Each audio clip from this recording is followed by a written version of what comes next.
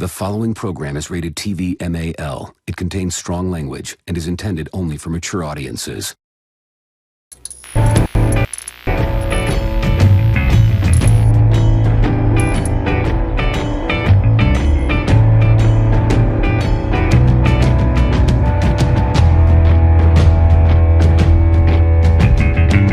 Okay, so we're just gonna get right into it. Peter Molyneux. We were having a mishap with his name last night. I think what happened was Molyneux's people knew that I was coming for him.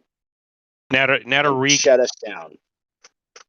To recap, we stopped off at the last episode due to technical issues, and we were talking about sabotage.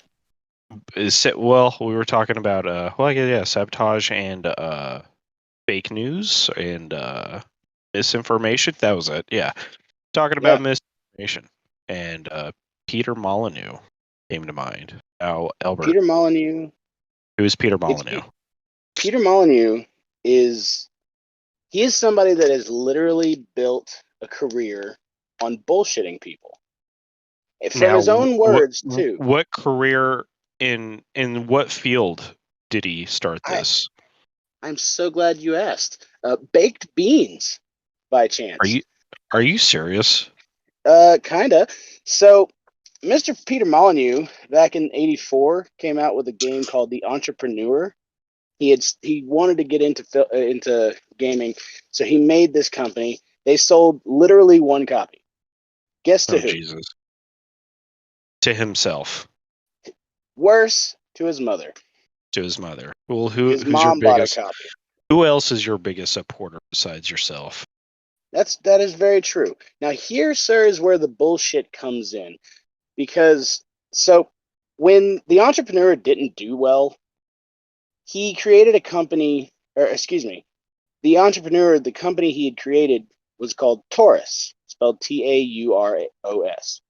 No relation to the weapons manufacturer? No relation. So when that didn't go well, he transitioned Taurus to become a baked beans selling company.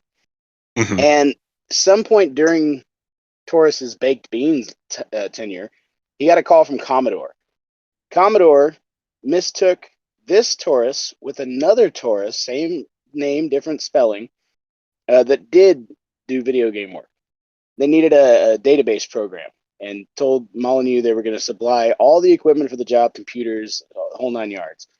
And so instead of doing what he should have done, which was said, well, I do bake beans now because on my game It's all about them beans. Yeah, he could have got himself a talking dog mascot, the whole 9. He would have done fine. Mm-hmm. But instead, he lied to Commodore and said, yeah, absolutely, we're still a gaming company. Send that shit over and we'll do it. He did do it. He didn't. I'm not going to stand here and say that Peter Molyneux's final product is always garbage, because it's not. Peter Molyneux has made some really good shit. I know you and I have both enjoyed the Fable series. Mm-hmm. Did you ever play Black and White, the God Simulator? I did not. You didn't? Black and White was pretty fun. I never played any of the others. When did that one come out? Black and White came out in 2001. Was that? Okay, so it was before the Fable games. Yeah, it was literally the game right before the Fable. So just as a quick little rundown of Mr. Molyneux's his whole catalog. So Taurus was released in 1984. Then between 88 and 97, he worked for or with Bullfrog Productions and made... Is that a gaming company? That is a gaming company. He made Druid 2, Populous, Powermonger, Flood, Populous 2, Syndicate, Theme Park, Magic Carpet, High Octane, and Dungeon Keeper. Then he founded Lionhead Studios in 2001. That's where we get Black and White. Fable the Lost Chapters, the movies Black and White 2, the movies Stunts and Effects, because there was a Black and White too. There was. Black and White 2 came out in 2005, and then 2006, I think this was just an expansion, but they came out with Mhm. Black and White 2 Battle of the Gods. I think he might have a case against, what's his name? Not Kojima. Akira Toriyama for Battle of the Gods with Dragon Ball Super. Oh Um, yeah. Fable 2 in 2008. Project Milo, which never actually came out. I don't know if Oh you my remember god. the All right. Yeah, Connect yeah, thing I where you talk remember. to a kid. Yeah. So Uh, oh god. Go ahead. Well, I was gonna say, like, for some people who don't know Peter Molyneux but might know some of these Fable games, so it's not just about the baked bullshit that this guy is about misinformation and whatnot. Right. And I'm getting there, but continue. Well, I was just gonna interject a little bit. Like, I've never heard of the other games before Fable that you listed off. I remember you telling me a little bit about Black and White. Yeah. I don't remember. I didn't pay attention. I didn't pay attention to any of the marketing around Fable 1.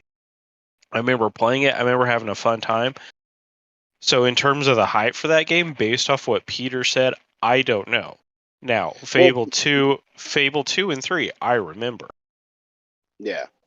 Well, Molyneux's main problem, and he's admitted this in interviews as well, he never should have been the guy in front of the journalists and shit talking about the game because he has a tendency to over embellish or exaggerate or sometimes just flat out lie.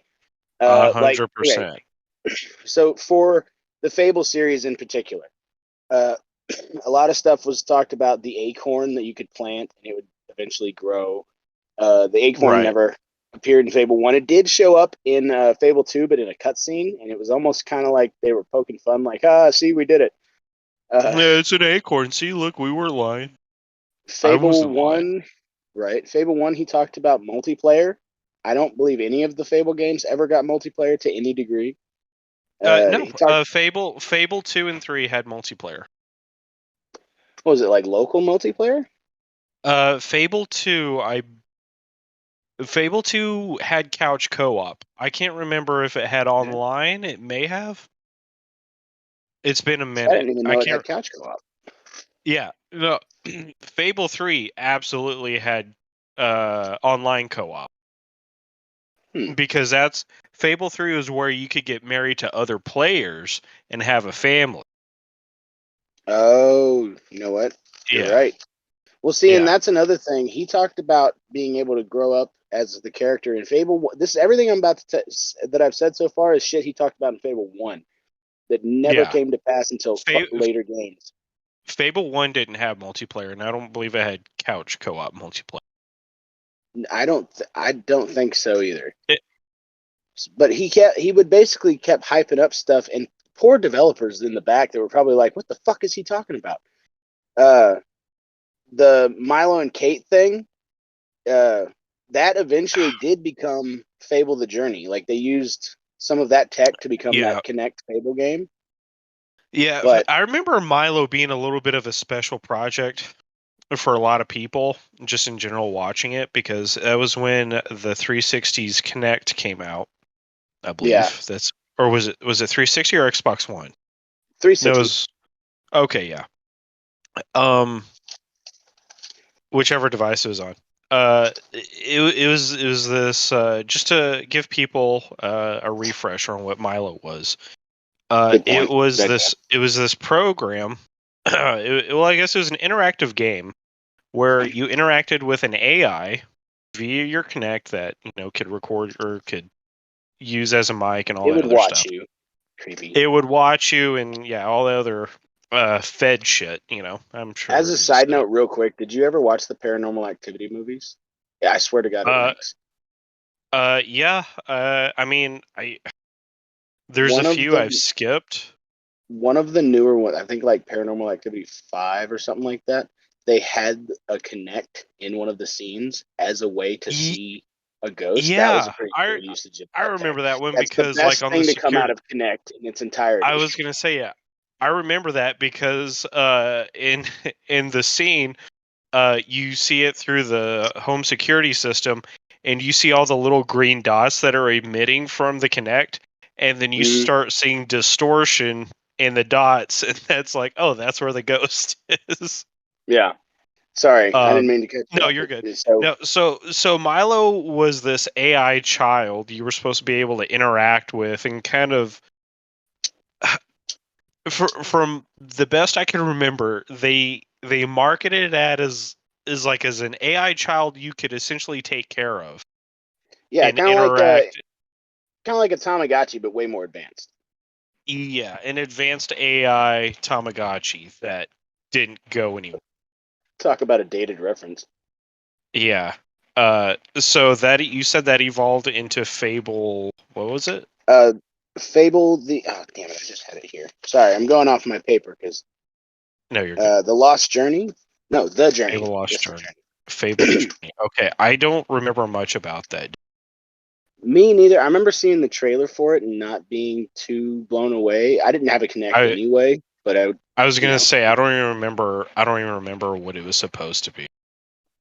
So Molyneux talked about other stuff that was going to be doable, like not just the acorn and the having kids and stuff, but like some gameplay elements that genuinely would have been cool, like Within Fable.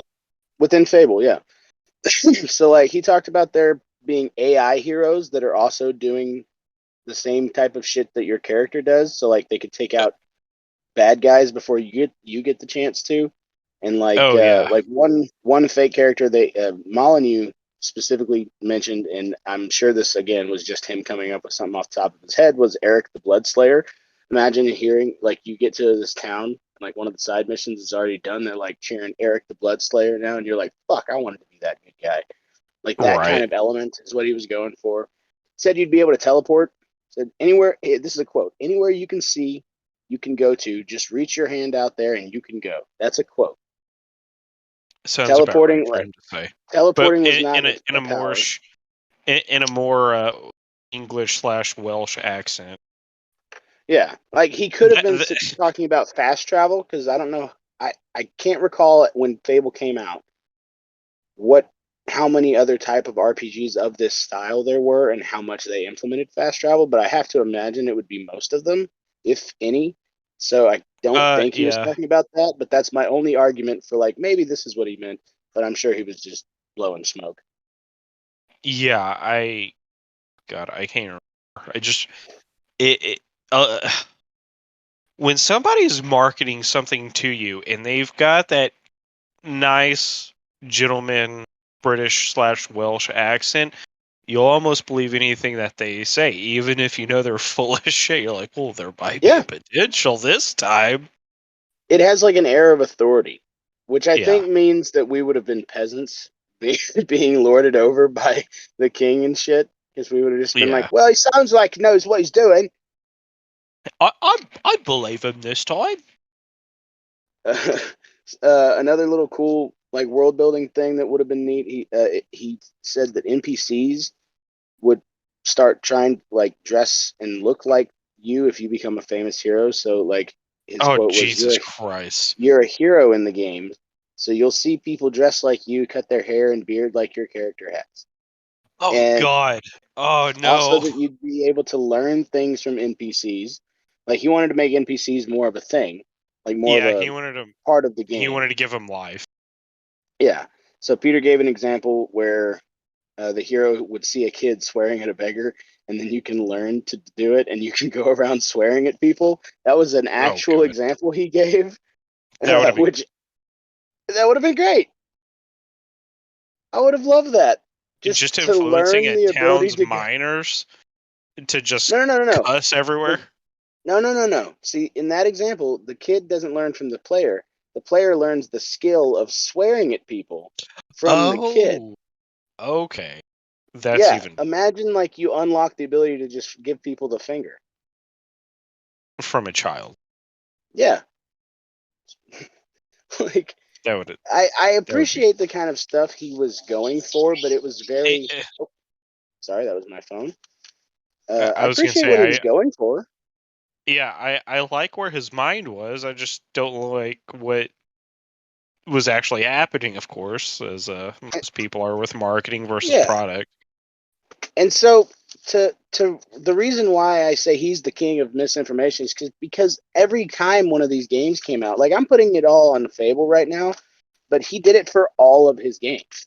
Every single one that came out, if he was the one talking about it, it just got fucking blown up and out of proportion. Like, okay, Fable was not like what it eventually became is not what it started as most projects are. So Fable was originally called Wish World. It was about having different wizards battling away at each other. God, he That, changed them. yeah. Like, okay, so the most important one to this guy's buffoonery, after Fable the Journey, the thing that came from Milo and Kate, after that came out, he started a whole new company. Lionhead Studios folded, and he started 22 Cans. Do you remember 22 Cans? Vaguely. That was after Fable 3, right? Yep. Okay. So, Fable, 22 Cans came out with a game called Curiosity. And what it was a mobile game where it was a big cube made up of little squares, and you tap the squares and they disappear. And everyone was tapping on the same giant square, and the goal was to get to the center. How Now, many taps did it take to get to the center of the Tootsie Pop? This was a mobile game, right? This was a mobile game. You play it on your phone. And this thing lasted forever because he touted it as what was inside. And I'm gonna have a quote here. What was inside was by any definition of the word life changing. And As he put it. as he put it, was life changing. So what that actually accounted for, by the time the last guy broke into the center of the cube, he was greeted with a video of Peter Molyneux inside a white cube and talking to him and saying I more wonder bullshit. I wonder if we could find this video on YouTube. You I'm sure it's absolutely out can there. find this video. You 100%. I'll have to Just watch it go, after this. just look up for our listeners and for you if you want to look it up later. It's just look up on YouTube Curiosity Reward video, and I'm sure it'll pop up. It's a bald I was British gonna man in say a we white can backdrop. link it in the description. That's a good idea. So it's just a video of Peter Molyneux bullshitting because the life-changing reward amounted to influence as a god in their follow-up game, Goddess, and 1% of Goddess's proceeds. Now, Goddess was a crowd-funded game. And would you would you like to take a guess at how much Goddess raised on Kickstarter? First off, I'll tell you their goal was $450,000.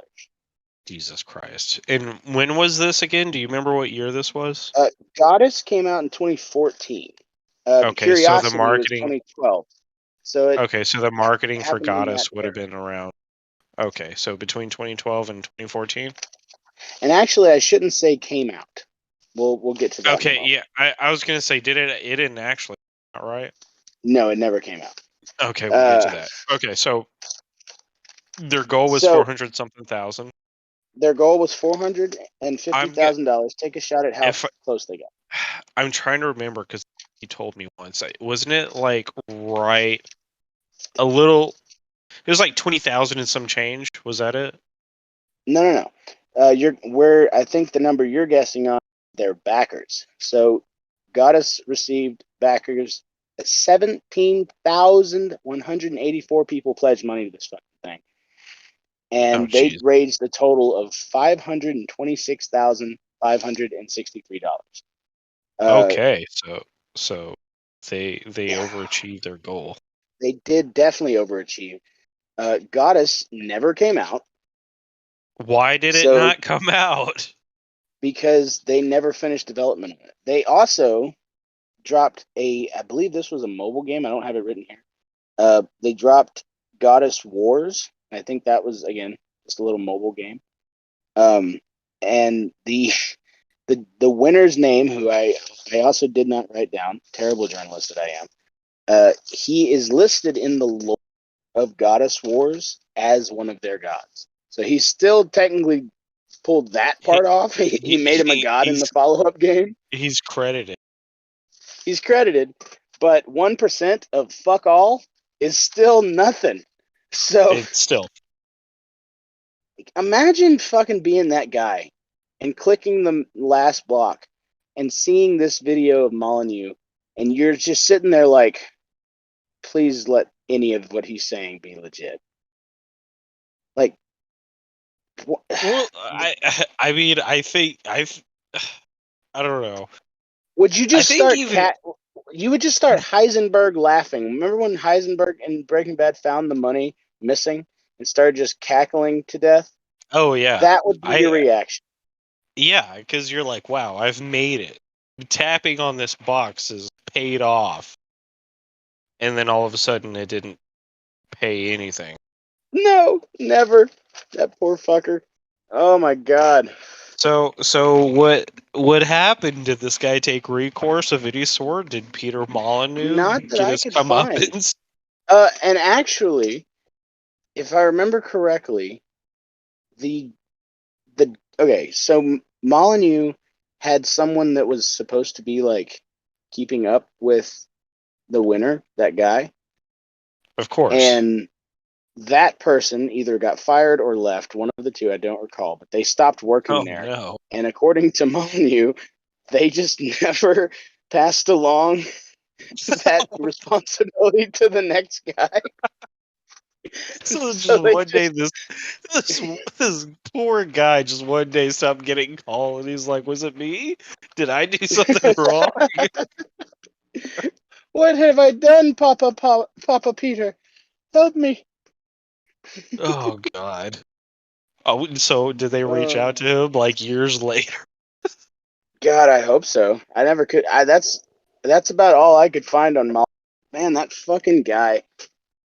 When you have, I know the whole point of this Molyneux hit piece. We were on Joe Rogan, but that I just fucking hate Molyneux. I don't know if I would actually give money to something he's working, because I know I Fable, they're making another one, but I don't think he's involved. No, he's not. It's oh God. It's been a minute since I've heard anything about it. I want to say THQ Nordic is heading it, but I can't remember exactly. I could be wrong. Um, But there's been like little to no, there's been a teaser trailer, and that's about it. okay. Nothing's You might have to be nothing's. the Googling person on this podcast because I don't want to mess with my equipment.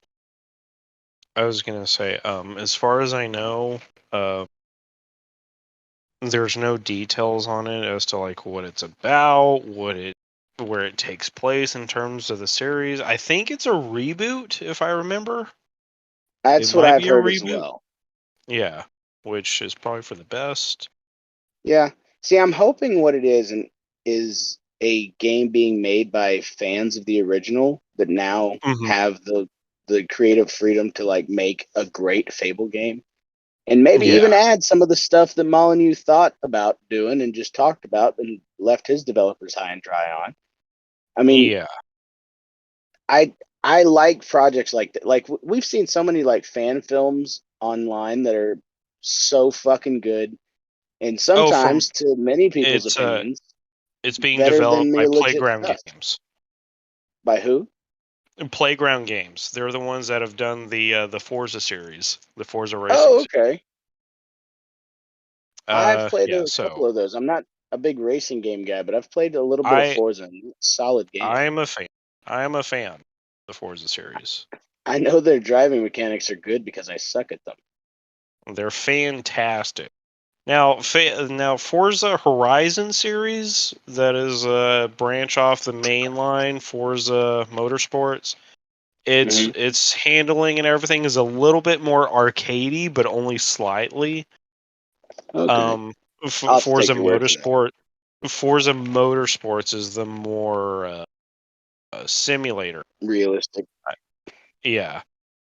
Okay. It's still fun in its own right, but the what separates them is Horizon is the open world exploration, different types of events you can do, and race with.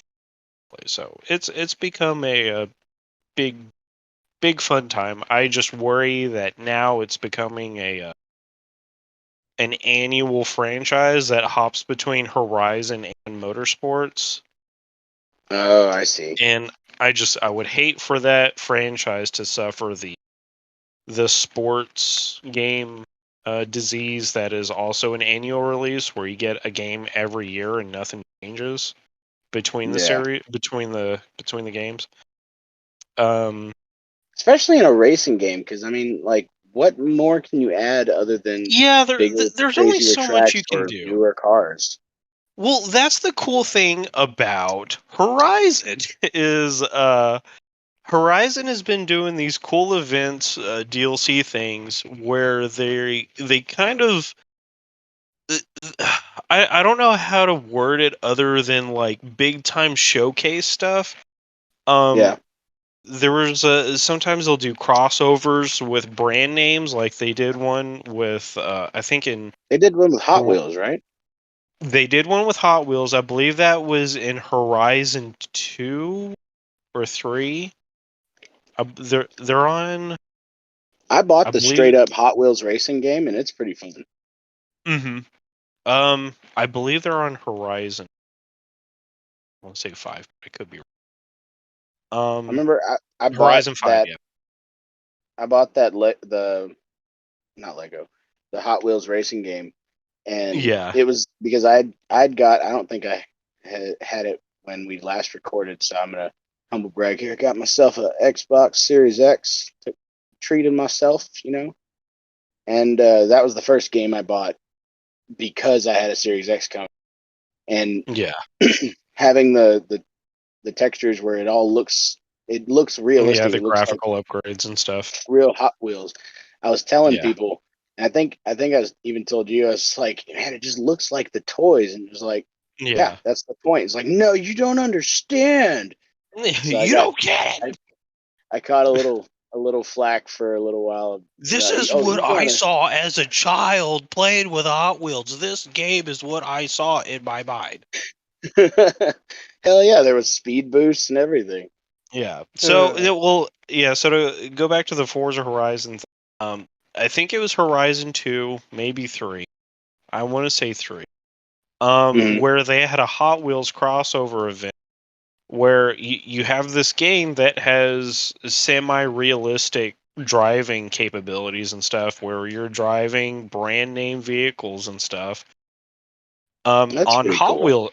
On Hot Wheels tracks, like full on loop de loop boosts, jumps, Hmm, a random T-Rex throwing its head on the track to try to eat your car. nice. It was fun times. They did great, and I'm sure that's what inspired the Hot Wheels Unleashed game. That is pretty good. And so Oh, with the current Horizon title, Forza Horizon 5, they're doing another Hot Wheels crossover. another crossover with that's cool. Yeah, so I'm looking forward to. They Hell yeah. see they've some of the other brands that they've crossed over with was I think in Horizon 3 they did a Fast and Furious like small spin-off DLC where it took place Of in course. I think it was Barcelona, Spain. You could drive a lot of the famous cars from the series. It was a little short campaign. It was pretty See, and a then game that makes total sense for a Fast and Furious crossover. yeah, I mean it's done significantly better than the standalone unrelated Fast and Furious games. Wait, I No, totally so forgot there was Fast and Furious games. oh yeah, there's totally Fast and Furious games that are just trash. How many? I How many of them? Is there a game per movie? No, unfortunately, there's not. I think I think post Fast Five there might be 3. Wow. I could yeah, 2 or 3. and I just remember seeing him, and it was ridiculous. Like they had what they do in the games, they wish they could do in the movies. They wish Wait, they so you're wish they telling me well they go to Mars in the games? almost. I don't remember exactly what happens, but they do Because some I know crazy. in one of the Fast movies they went to space. They touched space, yeah. Like I that was haven't. a. Full disclosure, I have not seen that movie. I just went to space. I remember. I think I saw it. I don't remember, but I remember that scene because they launched the car with Tyrese and what's his nuts? Oh God, what's the rapper that's in the movie? I should know his name off the top of my head. Ludicrous. Ludacris, yeah. Okay. So Tyrese and Ludacris are in this decked out space car. I say space car because it's got like jet rockets on the back of it. Dope. And a parachute. So yeah, the whole deal is they got. I think the setup was they were launched into space, and the idea was to knock out a satellite that was being used by the bad guys. Remember when these movies used to be about racing? Yeah, you remember the first movie where it was just street racing? Yeah, and it was Like, awesome. could you imagine going back in time and telling somebody who's a fan of like the first two movies, like, yeah, these are some pretty grounded movies. Like, they have some nice, cool car fun, hot babes, and all this other stuff. They're gonna go to space. No, even Excuse better. me? If you're gonna go back in time, bring the movie with you and just go, hey, you know that movie you just came out of the theater watching?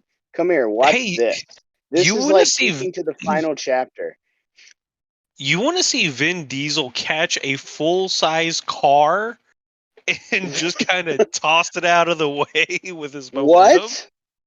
Yeah, that was in the last movie. That was a thing?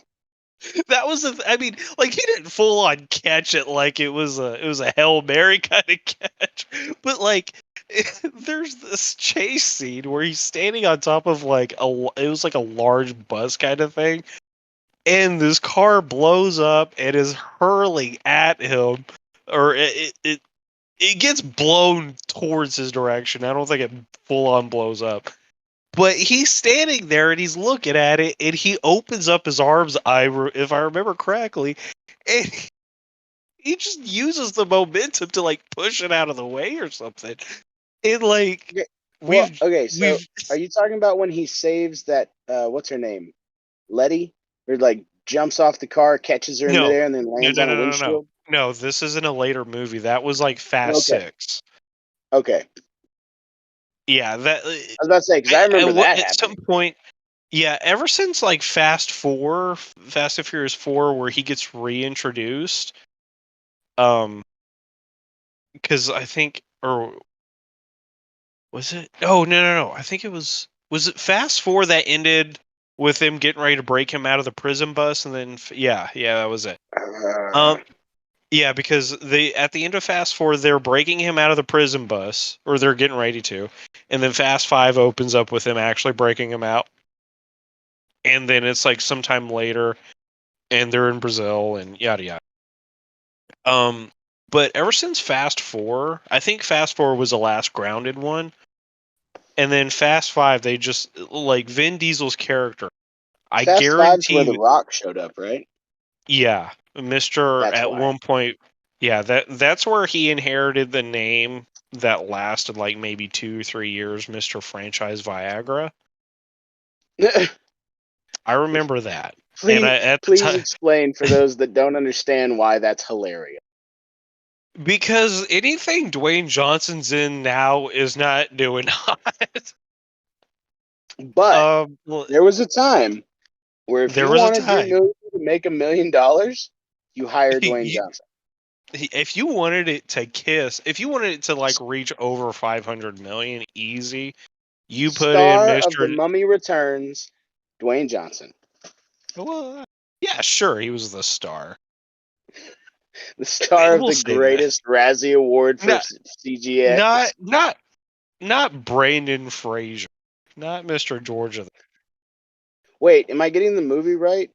In The Mummy Returns, that's where the Scorpion King showed up, right? That's where he was first introduced, yeah. Okay, Where he good. was like a I was half just making human, sure. half scorpion. And half Play-Doh. Yeah. Half garbled mess. Oh god. Okay, I was just But making yeah, sure my so reference was right. so Fast Five was Dwayne the franchise Viagra Johnson was introduced as a federal agent character, and he was a fun character. And then I think his last one was Fast Six, Fast Seven. Hobbs and Shaw was actually pretty good.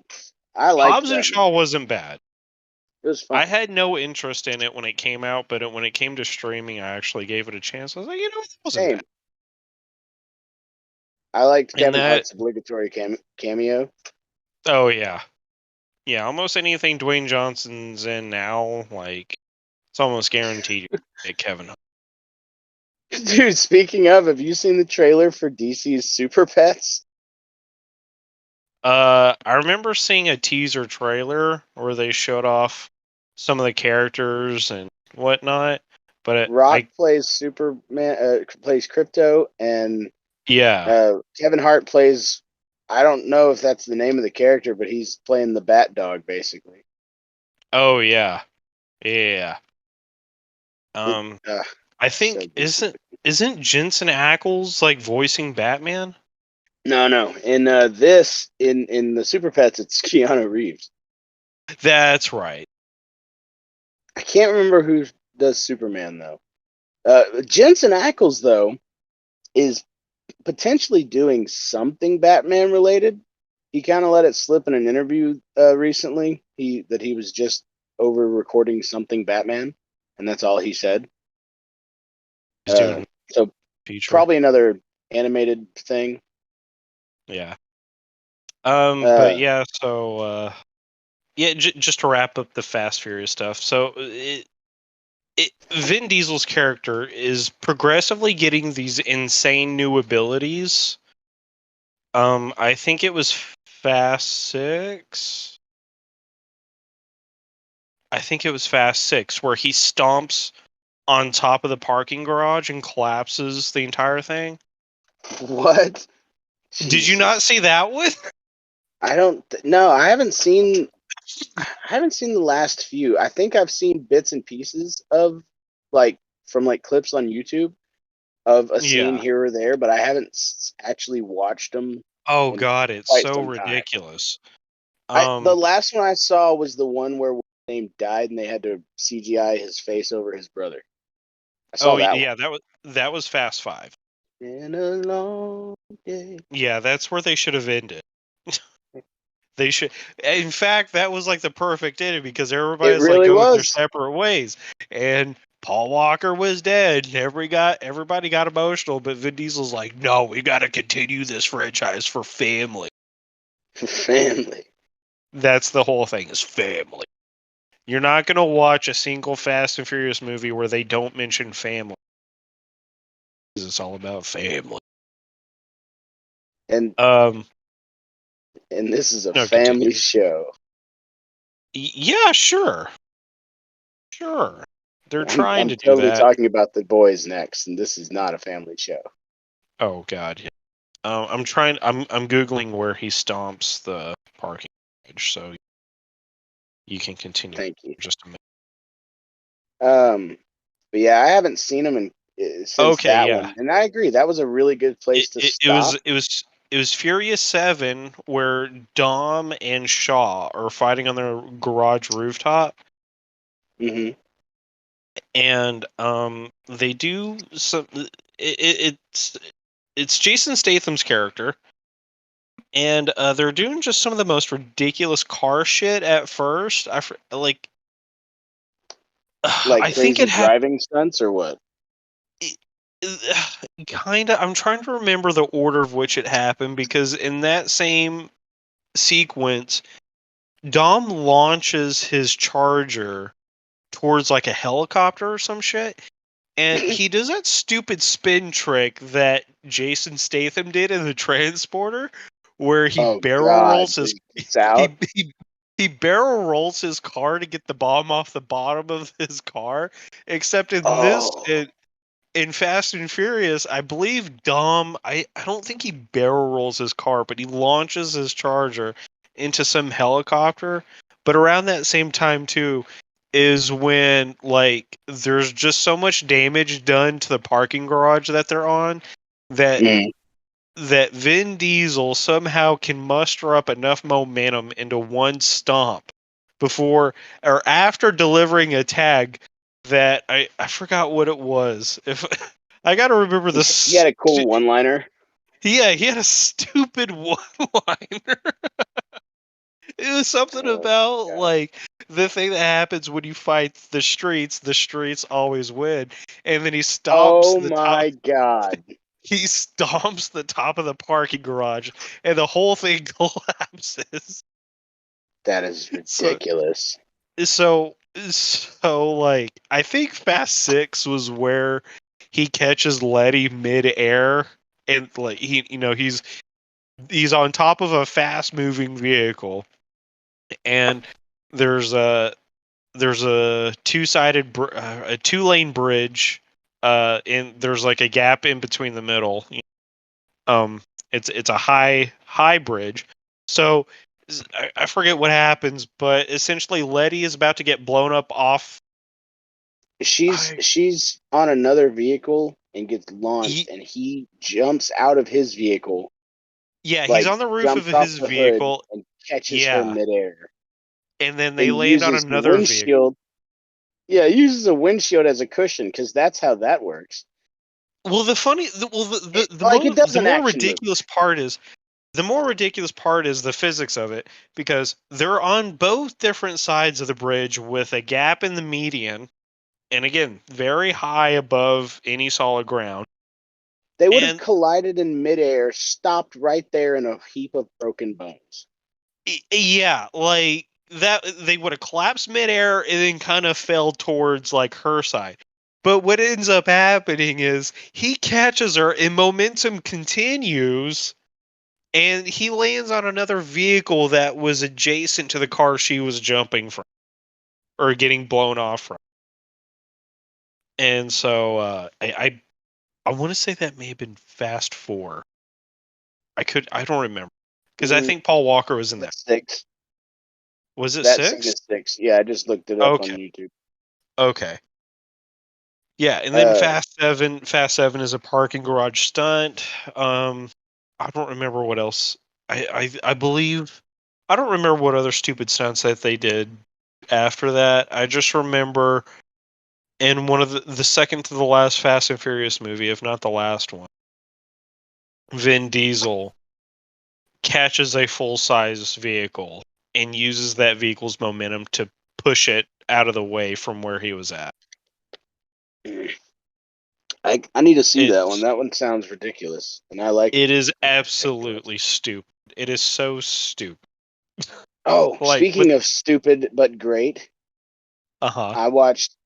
Can I? I need to give my best review of something, short and sweet. Go for it. I watched Beavis and Butthead do the universe, How was and it? it is absolutely fucking stupid. Would you It's recommend it? 10. It's a 10 out of 10. I fucking love that movie. if you if you like Beavis and Butthead style, it's fucking genius. Amazing. It It's still so captures stupid though. the spirit of Beavis and Butthead. It 100% does. Well, and Mike Judge wrote the movie. The animation was done by Titmouse. They're the guys that do Archer. Uh-huh. Um, Oh, and it perfect. you could still kind of see their flair to it, like the smoothness of their animation. Right. Um, but they 100% nailed Beavis and Butthead. Some of the characters that weren't Beavis and Butthead did look very Archer-y, but Yeah. it's just a really great movie if you like that style of dumb humor. It's great. Yeah. 10 out of 10. I loved that movie. I'll have to check that. It's on Paramount Plus for those with money. I watched it over at a Yeah. friend's house because they have Paramount Plus, and yeah, really really fun. Um, Yeah, what you've been watching? Anything interesting? I've got a few things, but I'm curious. What Um, have you been watching? well, I was gonna say I finished season 4 of Stranger Things Oh, I yesterday, did too. and I was happy with it. I was glad it did good. Yeah, thought that was a really Season strong season. season 2 and 3 were stinkers. I believe season 5 is gonna be its final season. I kind of hope so. I thought this was leading to a really good conclusion until it didn't. Like, Yeah. not to say that it ended badly. It again, really good No, season it overall it was strong. It was a good, well written season. with a A lo- full length feature film as a finale episode. yeah, it was like the part. 2 hours, Yeah, 20 minutes. Jesus Christ. yeah. I remember hearing a lot of concern because I didn't start the season until like episode 4 or 5 was out. So I think it may have been 5 or 6. But before people were buzzing about it, I didn't really have much interest in it. Like it had been Well, so long since season 3. they had dropped the first like 3/4 of the season, which I guess if they broke down the final 2 episodes into an hour long piece, it would have been the other Yeah, half. yeah, Uh, the reasoning I saw that they gave for making the final 2 episodes, so freaking long was during the edit they couldn't find a good spot to stop it, and they were like, "Fuck it, Netflix will probably let us yeah. do They this." couldn't. Yeah, they couldn't edit out enough to still keep a coherent story, Yeah, like an episode on an which is good. episodic basis. Yeah, I'm okay with it being longer episodes if they don't have to cut out fun stuff or important stuff. Yeah, that's Uh, fine. but two and 2.5 hours. Come on, you could have Oh, found a median in there somewhere. I, Those could have I been mean, 65, 70-minute episodes. well, I mean, it depends. God knows how much they cut out already. That's a good point. Those Um, could have already been cut down to make that time slot.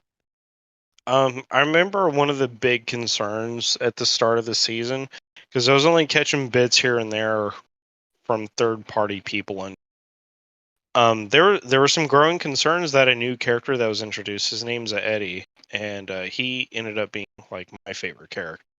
His arc, his Yeah, story arc, and everything was fantastic.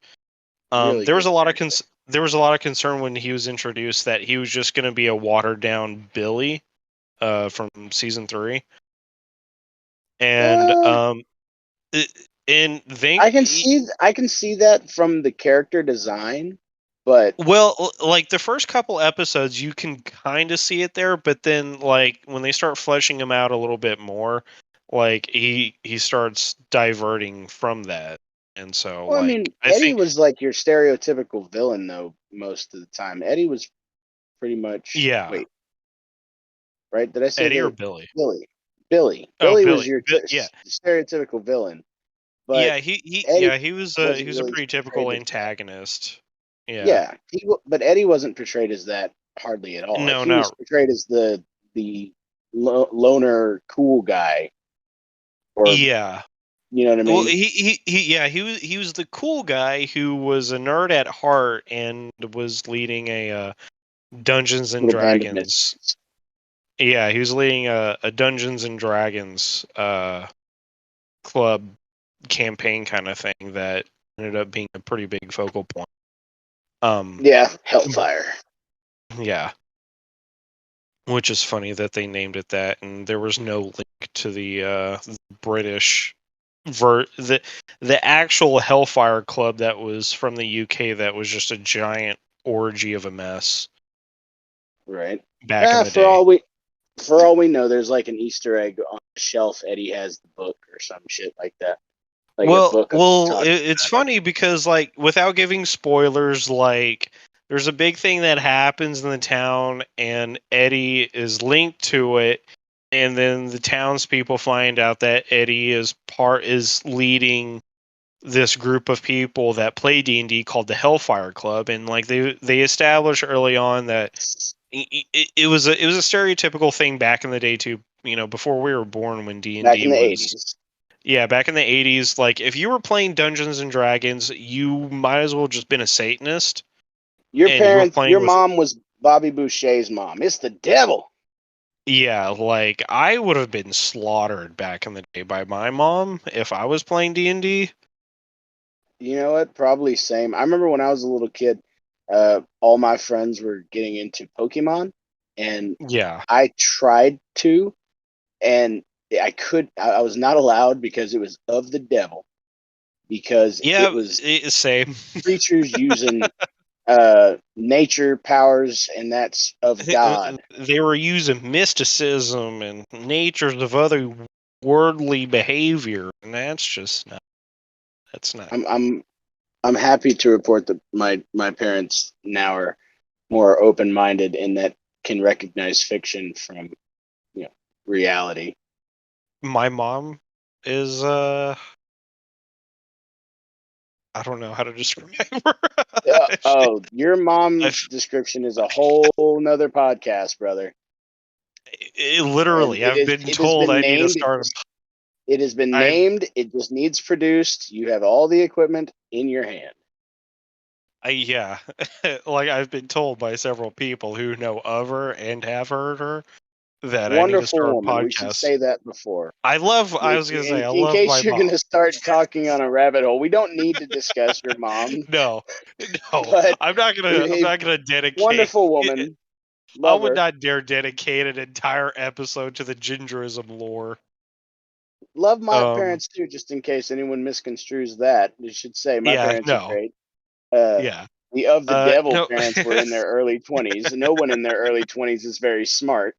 I can attest. I was you, one. you you try to overcompensate. Yeah. No, I love my mom, but she's still that old Bible thumper mindset, and like just to give a little light hint, I guess you could say. Um, Okay. I'm gonna give the Halo story. I'm not gonna Oh, get into the Little please. Mermaid. I'm not gonna get into the Little Mermaid. Yeah, let's not. The Halo story is good though. If we were past a 2 hour mark, I would, because on YouTube, if past 2 hours, you can literally say anything you want. YouTube We doesn't have even a fucking care. warning at the beginning of our show that says it's We for do. mature audiences only. Yeah, there's a language warning. Anyway, after 2 hours, you can say faggot. Really? Yeah. So are you going to I censor that just there? No, I'm not. When I upload it, I tell YouTube this is not for kids. So if something happens and they've listened to this thus far, and it's been pretty PG. I've said fuck quite a few times. Okay, well, outside the language, I'll say PG-13 with some leniency. Nah, I've said it enough. It's a hard at this point. Yeah, well, If we were anyways, PG-13, I'd only get away with like 2 fucks. that's true. You can only say so many fucks before it goes into rated R. And we wouldn't even be allowed on airline. No, well, maybe late night knows. Oh But god. so okay, so just to give a briefing of my mom and her mindset, wisdom, I guess is a word you Yeah, could use. You could use. I'll use the word wisdom very liberal. it's Um, lessons she gives you. She's just wanting to sure, make you better. it's lessons I take from what she's Yeah. trying to say. I wouldn't say she's exactly trying to give me wisdom, but it's wisdom I've taken from the lessons learned of what not to. Um, Uh, so so the Halo story. so basically, Halo, the video game franchise, one of my favorites growing up. Uh, I was able to play Halo, but not without flack, of course. Um, for anyone who doesn't really know Halo or doesn't keep up with it, whatever. Halo is a military futuristic shooter. You play as a augmented soldier in the year 2552, and you're fighting aliens known as the Covenant. Now, that's the problem my mom has with Halo, is that the bad guys, the antagonist of the series, of the first 3-4 games, most of the franchise. Her problem with is it that the bad guys are referred to as the Covenant. Now, in a general textbook definition, Covenant is something that is a higher planes, like a spiritual connection of agreement between two parties. Now, it's something that is very connected to the Bible. There's the covenant between God and his people and stuff like that. So in general, covenant is supposed to be a good thing. But because it's used in this franchise to describe, or as the title of these bad guys, that's where my mom draws the line. Yeah. It's already bad that you're playing as a human who's been augmented, because why would you mess with God's creation in fiction? And then on top of that, you're gonna name the bad guys the Covenant. So It's blasphemy. it is blasphemy. It is blasphemy to God's name and his covenant to his people who are not Yeah. aliens. It's not like a covenant is just a general. It's a word in English that means something. No, Doesn't it's like I don't its need to definition in know the history is definition. rooted in the Bible, so it's supposed to be a good general term, but because now there's split lip aliens that have formed a relation between themselves among different species of aliens that could be considered a covenant. Yeah, And that's why it's called covenant. Is it's an agreement. it's an agreement among species to take over these other worlds. Which, dare I So say, they are on a, they're on a mission from God. They're they are their God. technically on a mission from their god. Yeah. So I mean, their name is kind of appropriate. It is. But I'm not going to argue with my mom on that. But you know what? But if it comes back up, now you have a good way to. You're welcome. I No, gave you some ammo. no, no. She would I'm still not saying find a it's way. going to do anything, but you can still fire No, that bullet off and watch it bounce. yeah. Watch it come right at me, ricochet Perfect through circle my square. body. Yeah. Um. Yeah. So that's a briefing of the taste of my. She can be fun to talk to for general people. I've kind of trained myself to just sit there and be able to multitask while listening to her and zone out here and there, so I don't catch every single detail she says, because she herself kind of just she has self-admitted, she rambles, and it's so strange how you can get from one topic of a subject into something completely unrelated and in no way could be connected to the original. She is a master at somehow trying to make it connect to the original thing, though. Like, we've gone Yeah. off on tangents with her where she will start at something simple and make her way to fucking frogs coming out of the water to eat politicians. And it's like, how does no, that make no, any the sense? frogs don't eat the politicians. They're just there. Oh, okay. But Again, my point, this dear is the listener, whole. is that what I just said may sound crazy, but it's something that genuinely she said, and I think she believes.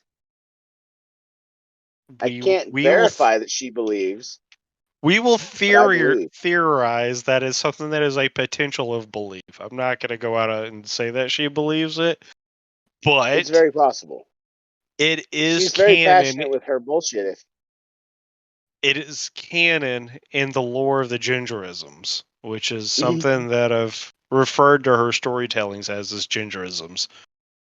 Coming soon to a podcast near you. Shit. It's something.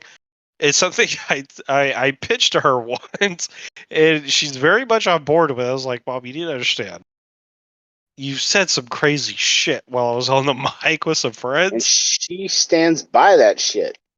She absolutely does, and I think if you believe strong enough in something, I think you believe you have enough proof to stand by it and refute it. Stand by your convictions, no matter what it is. Now, that's not to say you're not allowed to change your mind in any way.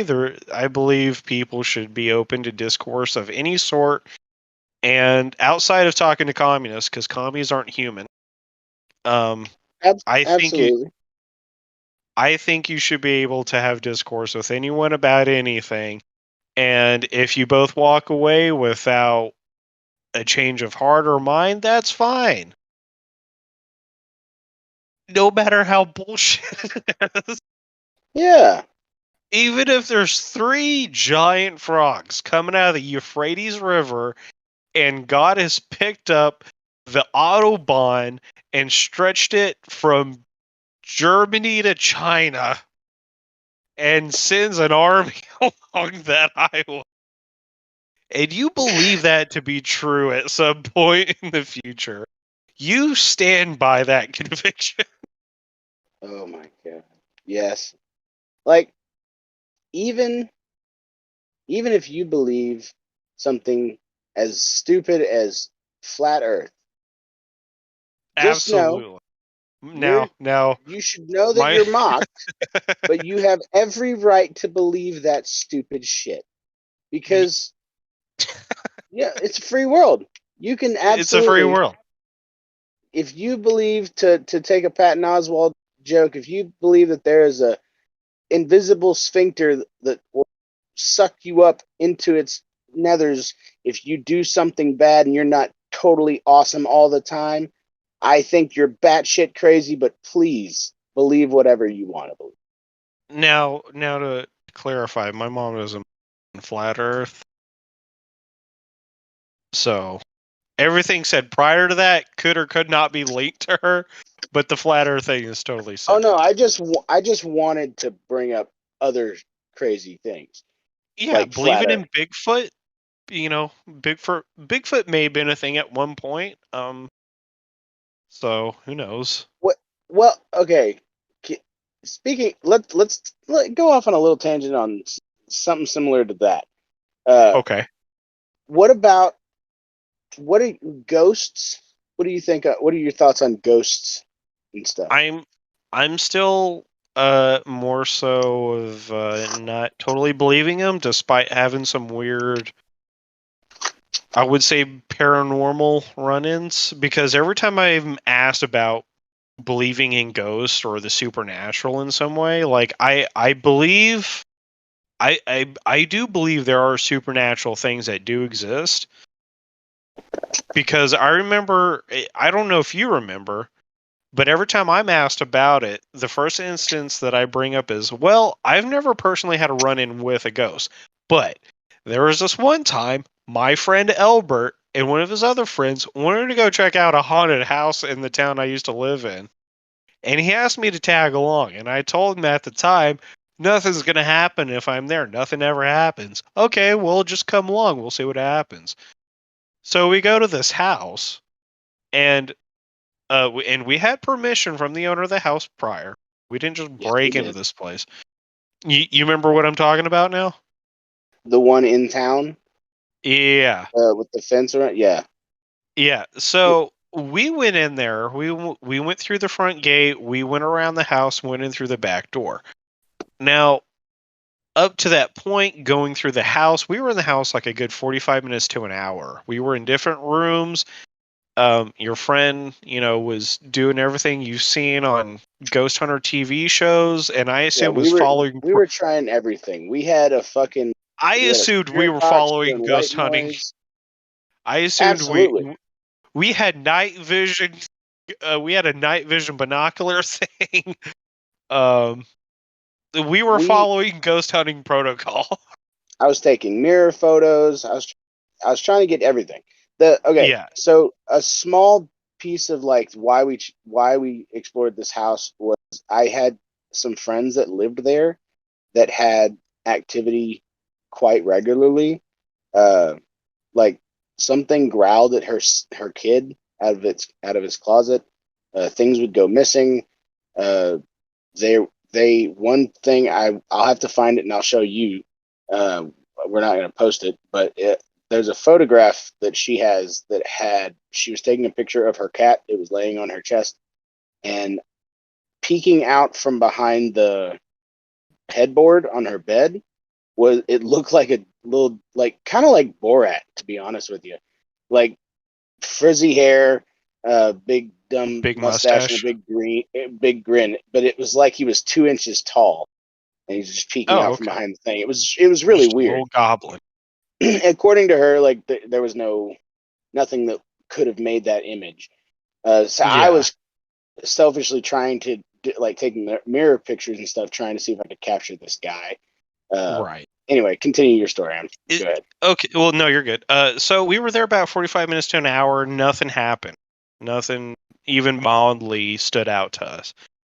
Now, reminder: going in, went through the backyard. We looked around. We gazed at the backyard for a good minute or so. Nothing stood out. There was like a little like rundown small shack shed that was there, but there was nothing that stood out. Now, one thing I do remember going in was there was a little burn barrel there. Mhm. Nothing out of the ordinary, the burn barrel. At no point did we hear anything because most of the time we were pretty quiet um, while we were in the house. We even whispered several times. And we Yeah, didn't hear, as far as I remember us discussing it and from my memories being there, we didn't hear any activity outside the house because this was no, like close to it. I think it was like around midnight that we did this. So the something town like is, that. It was late. yeah, it was late. So the small town is already asleep. Everybody who's gone home is home. Nobody's driving around or anything like that. And there's a kitchen that's facing the backyard with a window and everything. Again, didn't see anything that caught our eye we didn't hear anything that caught our ear. And we decide, all right, well, nothing's happening, so we're going to leave. So as soon as we step outside the back door, that burn barrel is on fire. Yeah. And we're all asking, well, did you hear anything? No, I didn't hear anything. Did you see anything? No, I didn't see anybody come up. And we flashed a flashlight inside the little shack. Nobody's there. And we're like, well, who the fuck is camping here, you know? And so, like, it wasn't like a raging fire or anything. It No, was it pretty, it was it was, it was pretty deep in the burn barrel, so there wasn't any worry of it, like, setting anything on fire. And so, like, we stood there and looked at it for a good, like, 10, 20 seconds, questioning what the hell's going on. And then we decided, all right, yeah, this seems like a pretty good time to leave. And so we just left with that barrel still on fire. Nothing happened with the house. Nothing caught fire. Nothing. So that before and after has been like the most supernatural run-in I've ever had. So I'd almost forgotten about that till you told me. Yeah. Wow. But yeah, that, like, just to give a shout out to another. I've watched a lot of this channel, Slapped Ham, like slapped. What Uh, is there- slapped? Slapped Ham is a channel that has uh like odd videos, like UFOs, cryptids, ghosts, Okay. and stuff like So he that. does kind of like conspiracy theory and ghost hunting kind of uh, stuff. Not conspiracy theory, more just the supernaturally kind of stuff. Okay. Um, and he's got some ghost footage on that channel that is so good that it's like, if this is faked, someone hire this guy for a production studio. Really well done. Like, there's a guy who he's filming. There's a little girl spirit that's like haunting his daughter. He keeps catching Mm-hmm. it. Like, he'll see it and then go to look closer, like, and it'll be gone. And just really, really good creepy stuff on that one. Like, I think there's something, like, the world is already too weird, and the universe is already too weird for me to be like, well, that's impossible. there's Yeah. a planet in our solar system that rains diamonds. Nothing's impossible. Like Mm-hmm. I like UFOs. I totally believe in aliens. Like I think I talked to you about this the other day. The thing in San Diego, the Oh yeah, the lights in the lights. sky for an hour. Did you ever look that up? I never did look that up yet. Like, dude, I think we're coming to a freaking point where, uh, at some point, either the government's going to come out and be like, "Yep, it's true," or the aliens are just going to be like, "Here we are, bitch." Well, I mean, for the most part, they have already come out and said that there are otherworldly things out of our nature that have visited us, and so it's like, I'm all right, saying like, I'm saying like that dude from what was it, Iraq or Pakistan or somewhere like that. The security guy that came out and said there's like a whole galactic federation that like waiting for us to get to a certain point where we can join or something like that. You remember? You know uh what I'm talking about? yeah, vaguely. Will you Google that, please? I was Look looking it up up, the San Jamie. Diego Lights thing. uh, yeah, man. Like I remember listening to. I'm a UFO guy, so like I've seen the videos and I've watched Joe Oh, Rogan. So I heard so of so Bob there's Lazar and yeah. go ahead. I was gonna say there's been a reported explanation for the San Diego flashing lights Oh, I'm mystery. sure there has. Go ahead. Um, What's the man say it really was? according to Fox News, local A affiliate, reputable source. nah, it's up there. It's something. This is just basic shit. So according to Fox News and according to a local affiliate in San Diego, local news XTMX, the levitating lights described as orange in hue and in a definitive pattern baffled observers who were left unconvinced that they were of natural origins. Some others even suspected unidentified flying objects or alien origins, but the U.S. Coast Guard said that they were actually from flares fired from a ship off the coast, KABC reported. The puzzling pixels were reportedly from naval crews conducting flare training with expired flares, the Coast Guard said, per KGTV. The lights were also Bro. reportedly seen in nearby Tijuana. A witness Yeah. told KGTV that she saw planes in the sky and boats in the water. She said the strange lights were brighter than the lights on planes and those on the boats. The witness, Natasha Reichardt, also said the lights were definitively moving.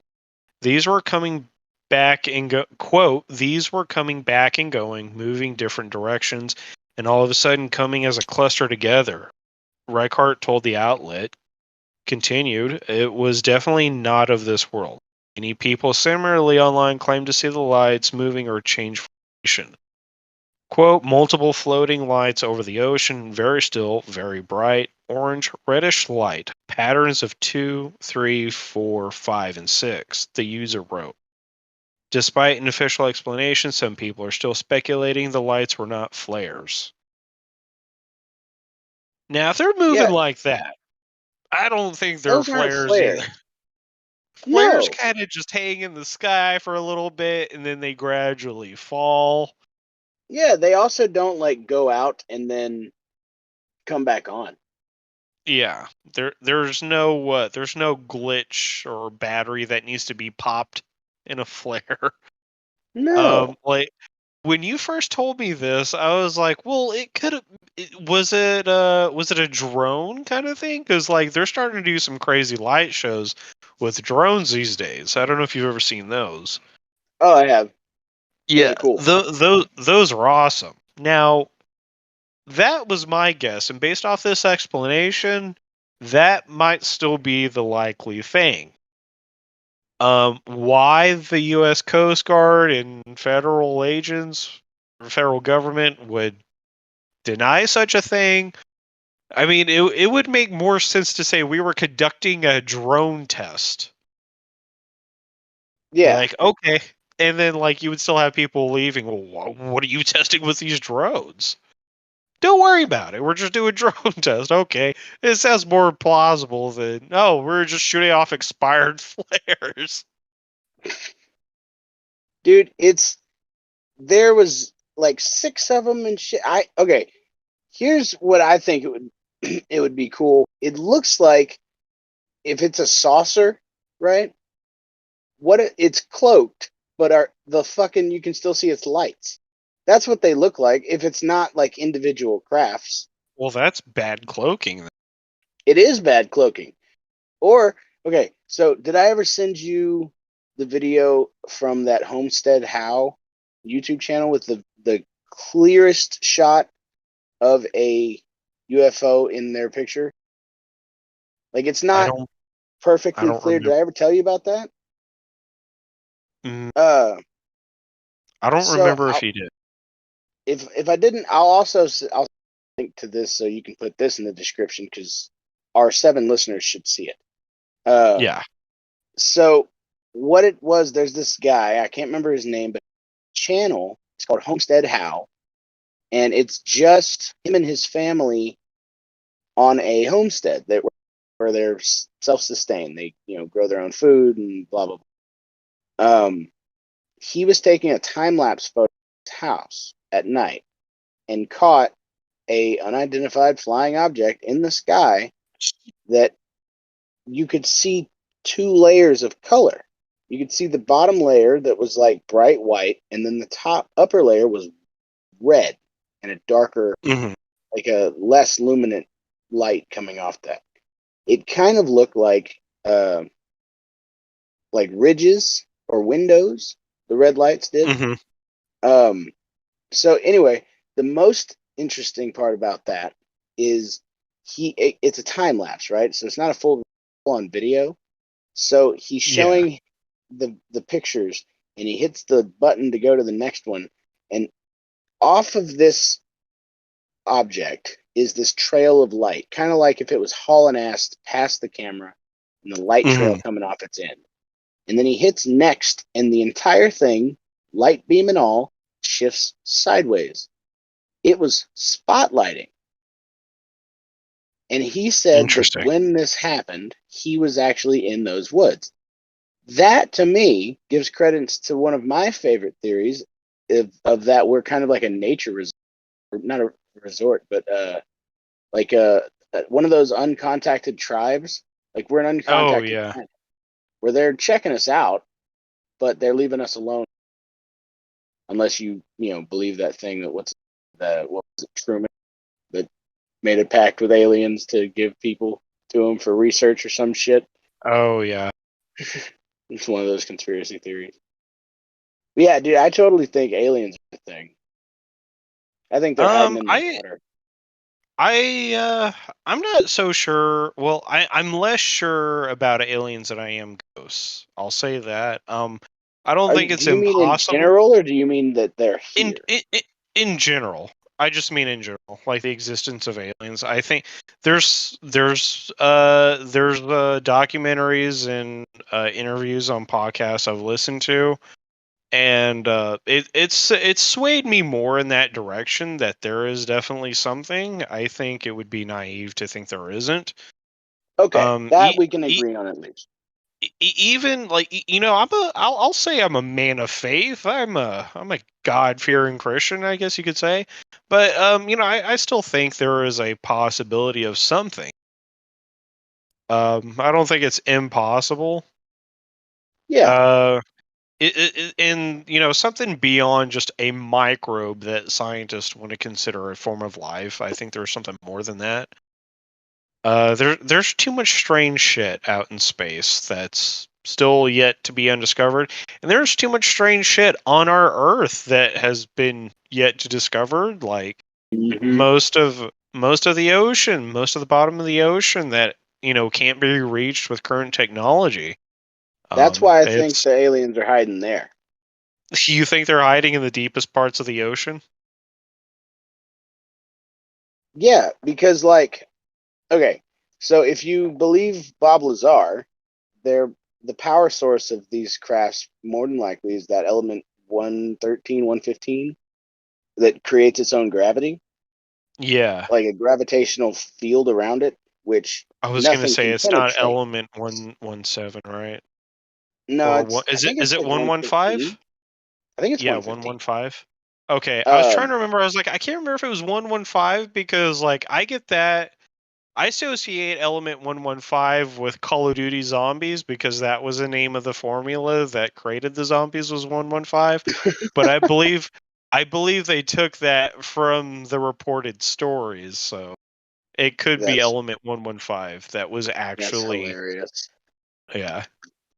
So yeah, if my theory is if that's their power source, it that would make sense that they would be able to have some kind of base at the bottom of the at the bottom of the Marianas Trench, for instance, because we can't go there.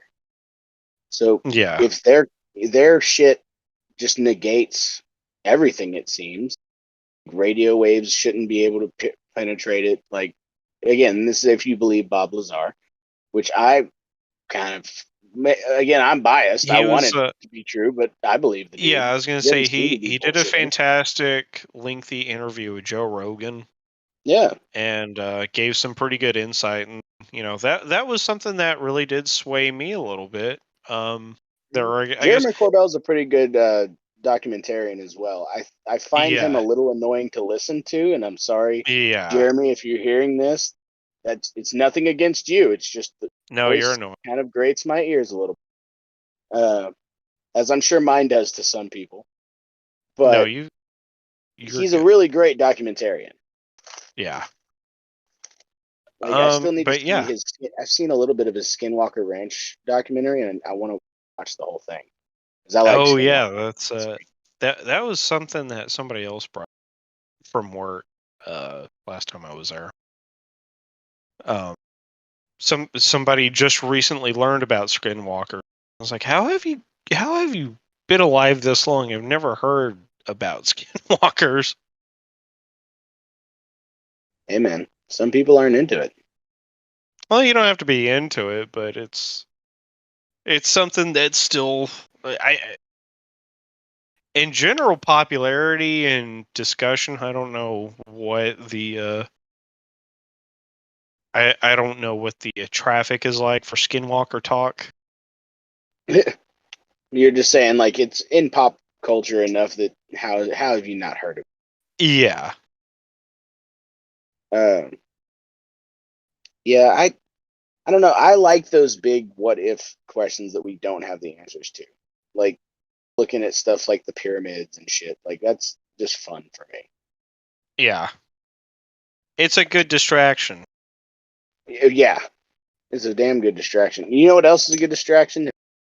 Always What's that? like the new. Have you watched the newest season of? New season of the what? Oh no, is my mic giving us issues? You're kind of cutting in and out, but it's not too bad. Oh, okay. So what I was saying was, have you seen? You cut out again. The last thing I heard, have you seen the newest season of? And then it cut out. God dang it, the Just say it, boys. boys. Okay, that's what I thought you were gonna be.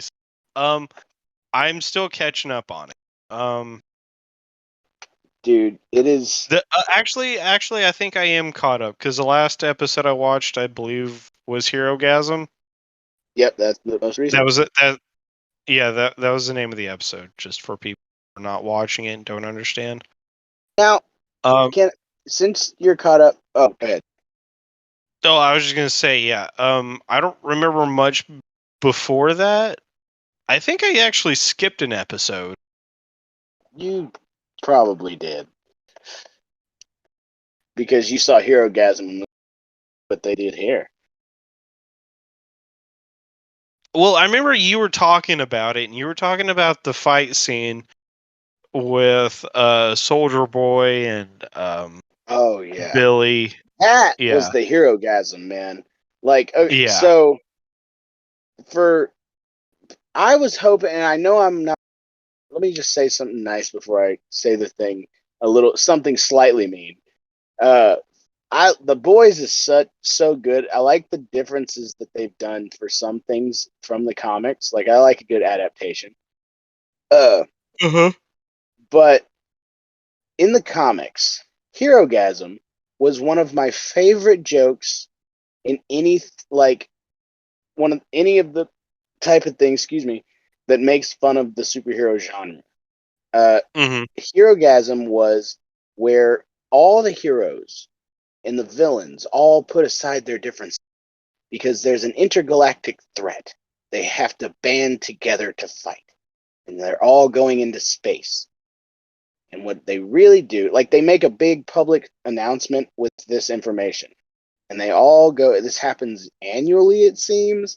It's their big crossover event, like all comic. And what it actually is they all fly to an island full of prostitutes, and they all screw each other's brains out. Hero Gasm.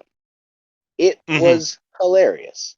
Now, Hero Gasm in the TV show is basically just it's the same thing, but without all the pretense. It's a secret superhero or a super person orgy that also has regular stuff there, but it's just taking place at a mansion.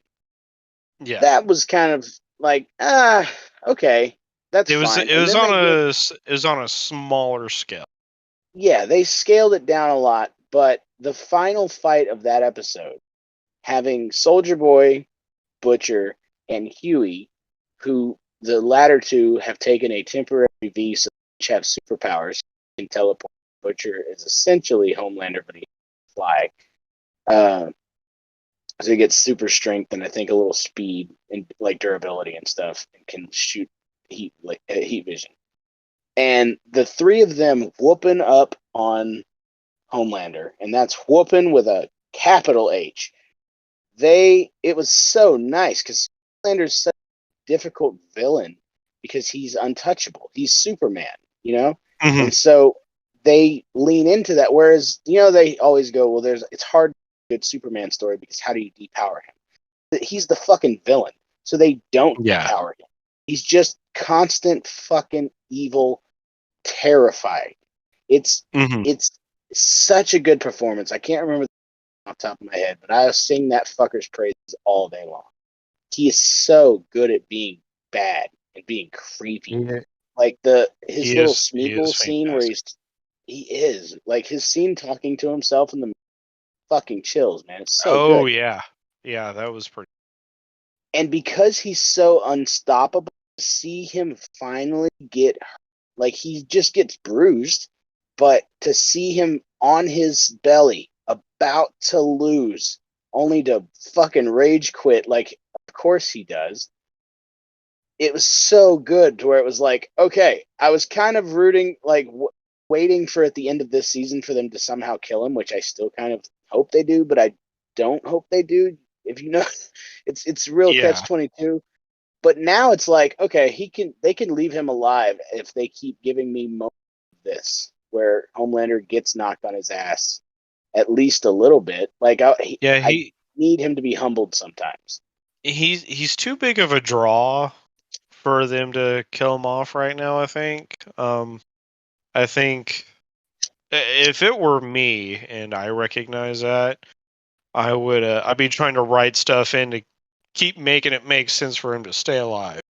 Right? So, They almost had a good way to do it while killing him off because in the comics, Black Noir was essentially a clone of him, and they could have yeah. done that angle, but they didn't. And again, one of the things of the changes that I like was that where Black Noir wasn't a clone of him; he's his own guy, which means he has his own story. He's not Right. just this. Like, and I like that they've fleshed him out a little. Um, he's apparently insane and sees cartoon characters at essentially a Pizza Hut, Chuck E. Right. Cheese. But yeah, man, Jensen Ackles, phenomenal, doing awesome, being Doing cool, great. just being cool as shit. Like you got to know this is. He was like, "Can I play Batman?" And they were like, "No, we got someone else playing Batman." and Chuck probably, what's his name, Kripke, probably called and was like, "You want to be an asshole Captain America? Can't be Batman." Fantastic. Yeah. Which, I mean, he's kind of been Batman. He's done Yeah. the animated stuff, so he's kind of Yeah, been he's doing Batman. the voiceover stuff. Yeah, no, But he's doing fantastic in this. I love the retro, like Soldier Boy on old TV shows, like singing. That to me Oh is the yeah. funniest thing, because if superheroes had been a thing during that period of time, that 100% would have happened. Yeah, Like, it's yeah, like you said, he's just he's an asshole Captain America, and he's definitely living up to that reputation. yeah, he's racist, homophobic, sexist. It's great. He's He the is my hero. perfect piece of shit. Yeah. He Oh is my man, hero. did you see? If you saw this most recent episode post, I think it was after Hero Gasm. No, I you haven't. haven't seen. You No, haven't I seen haven't after. seen that. I'll I will probably say watch it.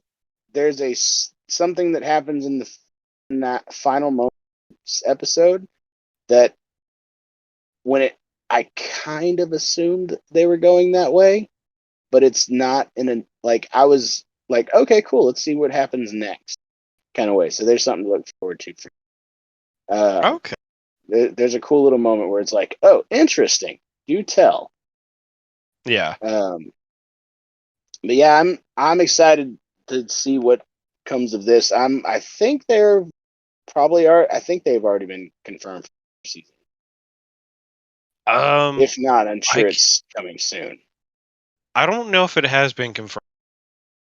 Because this is only season what, 4, Season 3, season 3. Yeah. Actually, I think season season 3. 4 may have been confirmed. Okay. There's See, a I lot think of shows.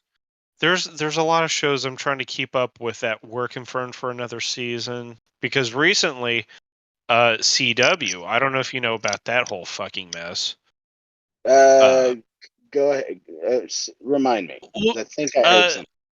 well, I was gonna say just to give a briefing of it. CW was the host of several DC TV shows that were on a small Yeah. scale, like The Flash, Arrow, Supergirl, stuff like that. They've been trying to do new TV shows, and their reputation for these shows as they progressed have just gone to shit because they've just interjected a whole bunch of nonsense, progressive woke BS that nobody is buying. Nobody wants it in their shows. And so their ratings have been tanking. Batgirl was probably the prime uh what do you call it? Prime example of all that nonsense, and somehow it managed to squeeze out 3 seasons, and every episode of every season just went to shit farther and farther and farther, and it was so far beyond below levels that it should have been canceled after season 1. But I guess After they because lost their lead. especially after they lost their lead, um because the ratings were already tanking during all that. But I think the only reason they took a chance on season 2 is because, all right, well, maybe we can finagle this and work it out. We They can didn't. salvage it. They didn't salvage anything. The only reason I know most details of that show is because I watched it secondhand through a couple YouTubers who would watch it and commentate on it or review it. Yeah. And it's amazing what a major multi-million dollar company will do to push a message and how much money they are willing to set on fire, almost literally, to push a message. And it is going exactly as anyone with any common sense would expect it to go. Not great at all. They've Yeah. canceled I they've canceled a whole slew of their shows. They've tried to start shows that only lasted not even a full season. They got canceled. I think there was a show. Naomi? Yeah. There was a new show that they started called Naomi. Naomi. I don't even remember what her powers were supposed to be. But She was a Wait, it was a strong, independent. superhero show? It was a superhero show on CW. It was supposed to be part of their whole like. They've dubbed it the Arrowverse because Arrow was the first show, and so all these characters have kind of been associated with Arrow in one way or the other, or Mhm. second-hand characters that have been associated with characters that were associated. So Naomi was in that. I'll call it the CW verse. Naomi That was works. was a part. Naomi was part of the CW verse, and before the third episode even aired, it had already been canceled. Like, Wow. I believe that was right. So what But were yeah, they like? Was Naomi supposed to be a DC character, or was it they created? yeah, I hadn't even heard of this. no, yeah, she was a recent DC character. I don't remember when she was concepted. But yeah, she was a comic character. I again, just like me and you, like a lot of people had never even heard of her, so it didn't make any sense why DC would pick this character up for a solo show. Yeah, like Um, there's one thing of taking a lesser known property and trying to make something out of it, a la yeah, Guardians of the exactly. Galaxy. But it's a Yeah. different to be like, here's a thing that we just created. You heard about it Well, yet? No? Well, here's the TV show. it's also one thing to create something that was built on bullshit and then try to push that even further when it wasn't even going anywhere in the first place. Good point. And that's something a lot of these companies have been doing with their property, unfortunately. And even for the casual fans who enjoy the comic book movies and stuff, like I'm significantly more critical of them, mainly for the writing. Like if they could even make sense of their propaganda that they try to push, like it would be fine from a perspective. But again, it's something that they can't even make sense of themselves.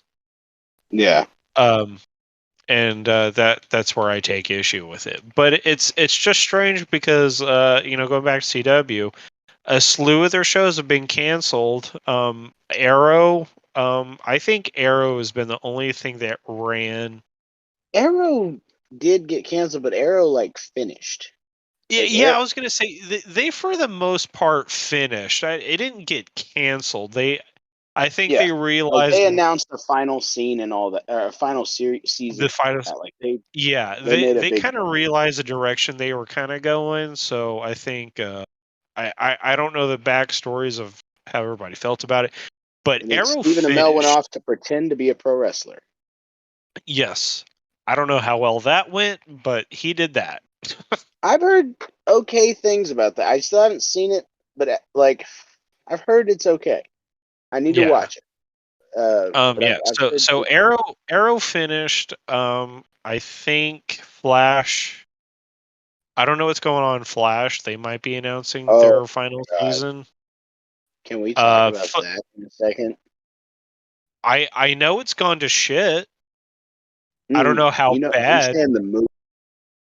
Oh, the Flash movie. Yeah, we'll Yeah, talk like about that here in just a second. let's keep talking about We'll the end the CW podcast. first.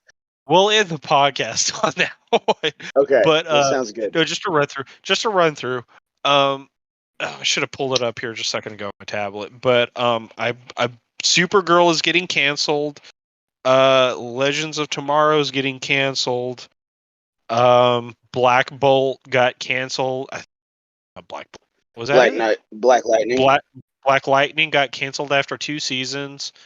And that was I never did watch Black Lightning, but that was one that was less bullshit than some of the others. It looked And good. so It looked kind of it looked good. cartoony, but I never gave it a chance, but same. a lot of people who were very critical of these other shows said that We're Black less Lightning was it was less annoying to watch. okay. So It's on Netflix. I mean, we could watch it easy. yeah. Pulling a list of canceled CW shows. Yeah, so it's Let's see. basically like all their superhero shows. I wonder if it's because HBO Yeah, Max is probably going to start doing shit.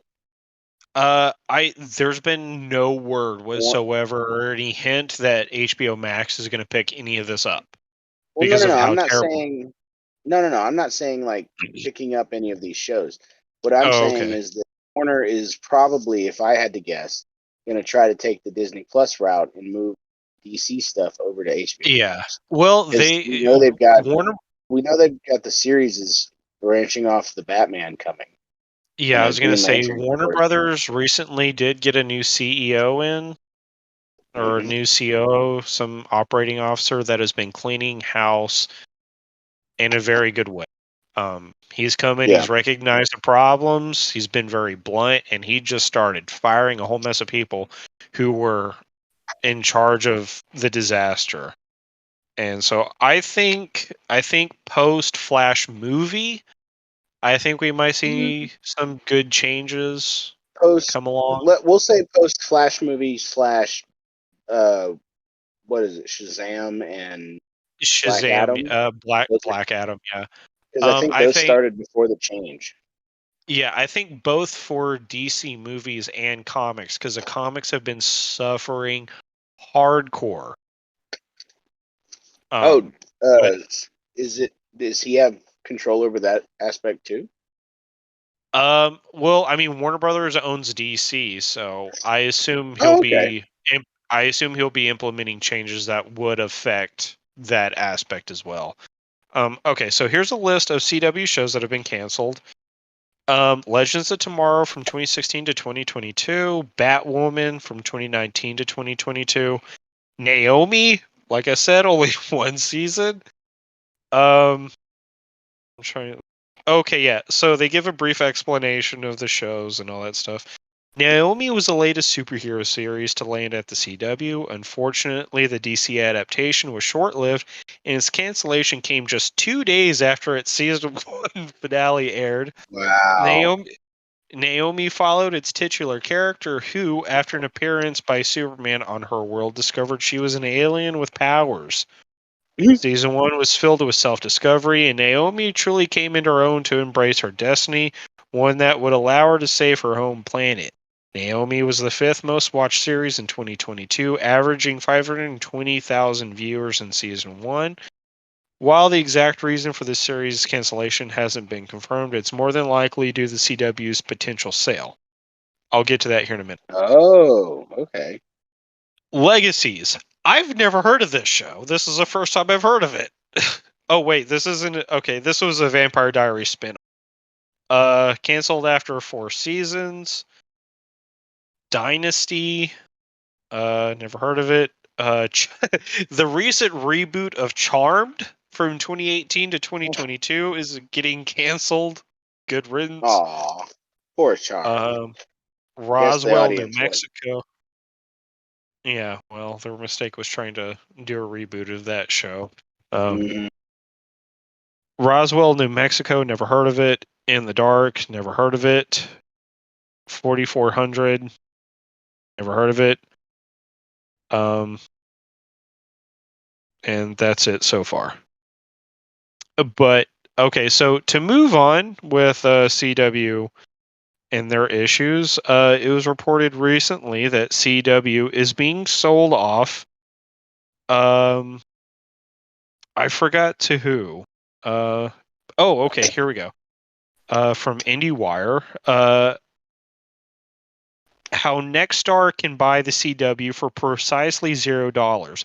That's not entirely true. Now, according to some people I've watched, most notably Clownfish TV, they do an excellent job on reporting pop culture news and stuff of this aspect.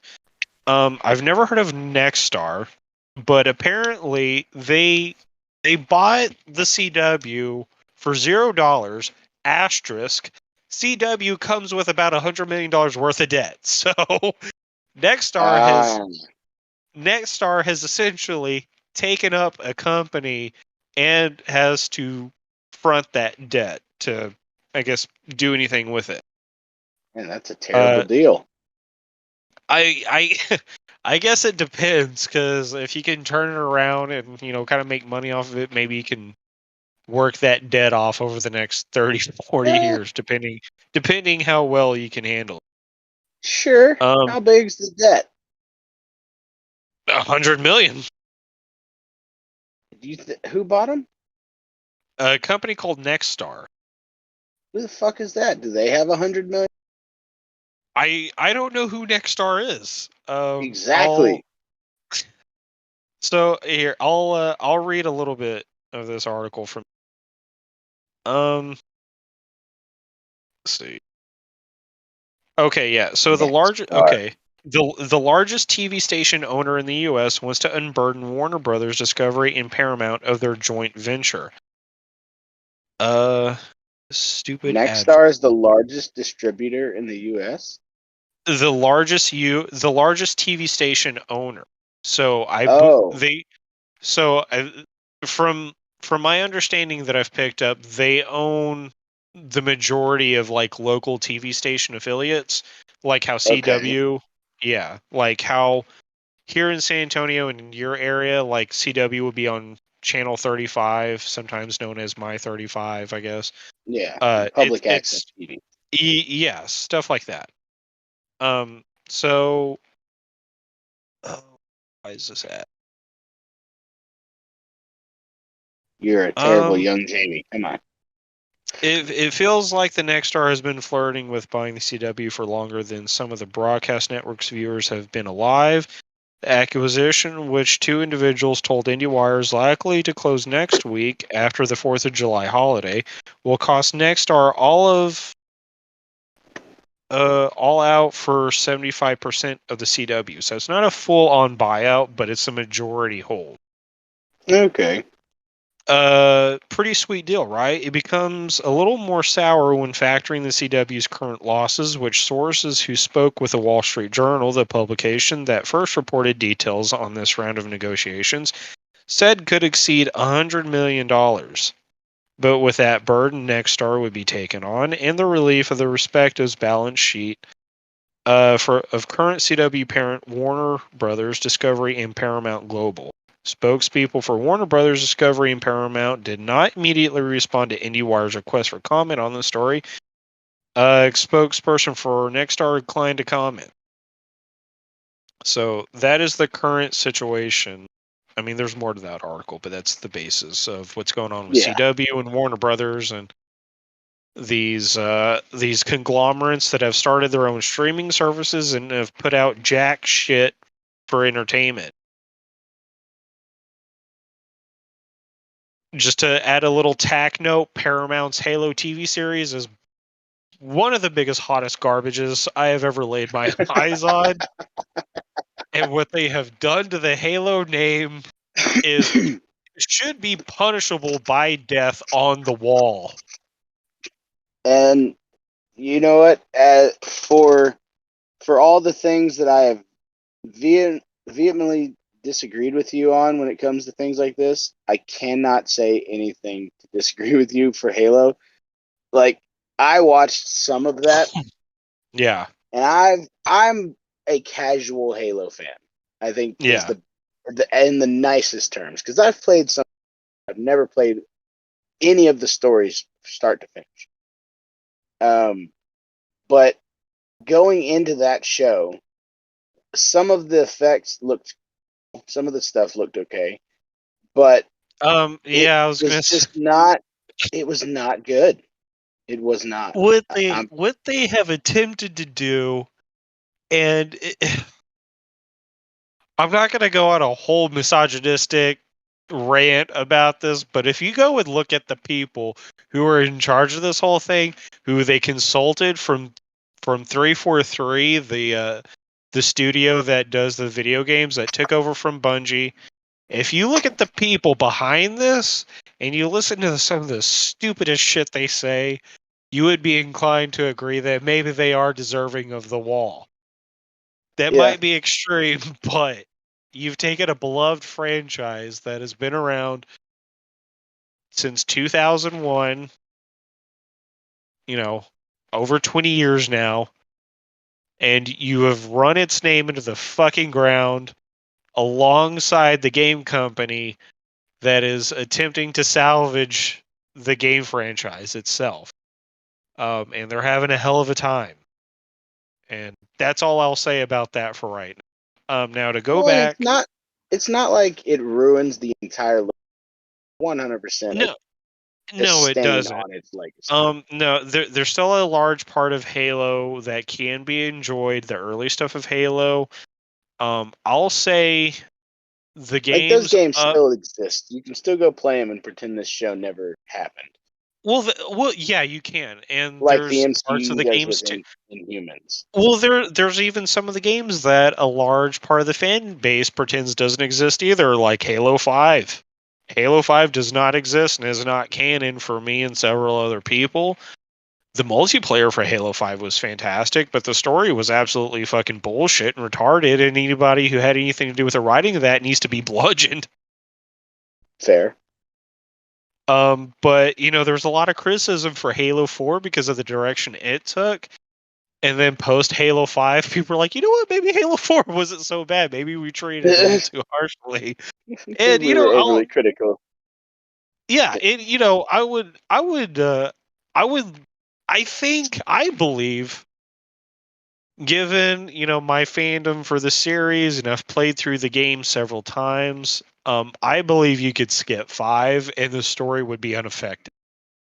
Yeah. You could play 1, 2, ODST, 3, Reach, 4, and then Infinite, and be okay. Yeah. Okay. I'll keep that in mind if I ever decide to do a playthrough. Yeah. Halo 5. Shit, man. I this is another one of those things that was a huge marketing scam because Halo 5 had a huge market for it. The marketing for it was bar none at the time before the game came out. It was fantastic. It was incredibly engaging. It was all over the place. Then the Yeah. game came out and it was the hottest garbage. And it was such a disappointment because if you were, I'll say above average fan, um I wouldn't throw myself into the hardcore fan base. I don't know every single detail, but I've read several of the books. The marketing around Halo 5 was engaging in terms of they had a limited run podcast where it was kind of like the old timey radio show kind of things, They had a podcast that was Okay. telling a story. They had a podcast that was telling a story called Hunt the Truth, and the format for it was kind of like this independent journalist trying to find the truth about what was going on with Master Chief. Master Chief had apparently gone AWOL. They didn't know what was going on, and a special there's a division of Spartans called Headhunters that are used by the UNSC and ONI to carry out very high risk missions, and these were like the best of the best.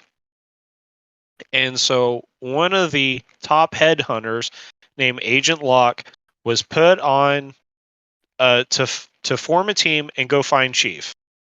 And so this whole podcast of Hunt the Truth was a precursor leading up to Halo 5. And it was engaging, and you got like these incredibly deep stories about what was going on around the events, not just Master Chief, but everything that was going on in terms of like the Covenant and everything going on. And that, oh, well, it looks like maybe Mr. Chief has some reasons for going AWOL. What's going on? Why is he trying to go find Cortana? I thought Cortana was dead. There was a couple books that came out that weren't exactly related, but after it came out, that Master Chief's old team from that was introduced in the books that took place before, during, and after the first 3 Halo games. His old team that was called Blue Team, that he went through the Spartan training program with, that were essentially like his brother and sisters to him. Like they were being brought back for Halo 5. And this excited a lot of the Halo fans because this is the first time that we're seeing Blue Team in its full in a video game finally. So we're like, oh, we're gonna get this great dialogue, we're gonna get this great engagement. None of that fucking happened. You were switching between the characters of Agent Locke and Master Chief throughout the campaign, and they didn't allow enough time to engage with any of the new characters. So you had engagement during their gameplay that wasn't very deep, but you don't from somebody from the perspective of somebody who may have not read the books or don't know of Blue Team, you don't get that grasp as to why Blue Team would mean something to Master Chief. You don't understand why a character from ODST named Buck was a big deal to come back as a Spartan and be on Agent Locke's team to hunt down Master Chief. Yeah. It was a lot of potential that just was literally set on fire and pissed on. And that it's Really? for a lot of people, it's an unforgivable sin that 343 did that.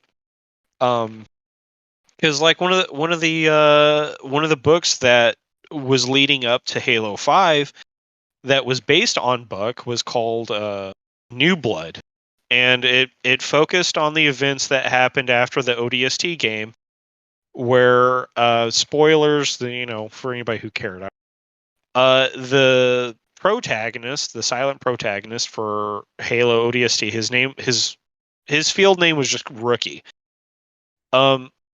There's a brief explanation as to what happened to him. He ends up dying, and it kind of fucked over some of the team. Buck kind of took it hard. Now, in the game, in both games, Buck is voiced and played by Nathan Fillion. Fantastic voice actor and actor. Very engaging Hell yeah. character. And it was a big deal for him to come back for Halo 5. Now, New Blood focuses on Buck and the remaining surviving members of that squad, and them getting brought into a new Spartan program where they are now able to augment full-grown adults instead of having to kidnap children and augment on them before puberty.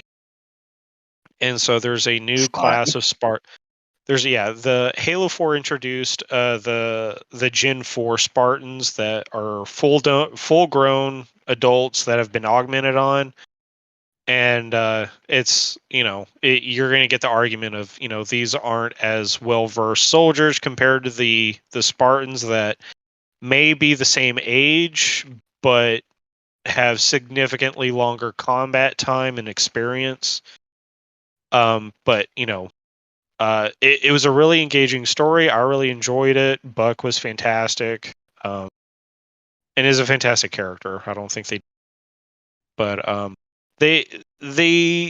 I think they loaded themselves up with too much and didn't give themselves enough time to work with it.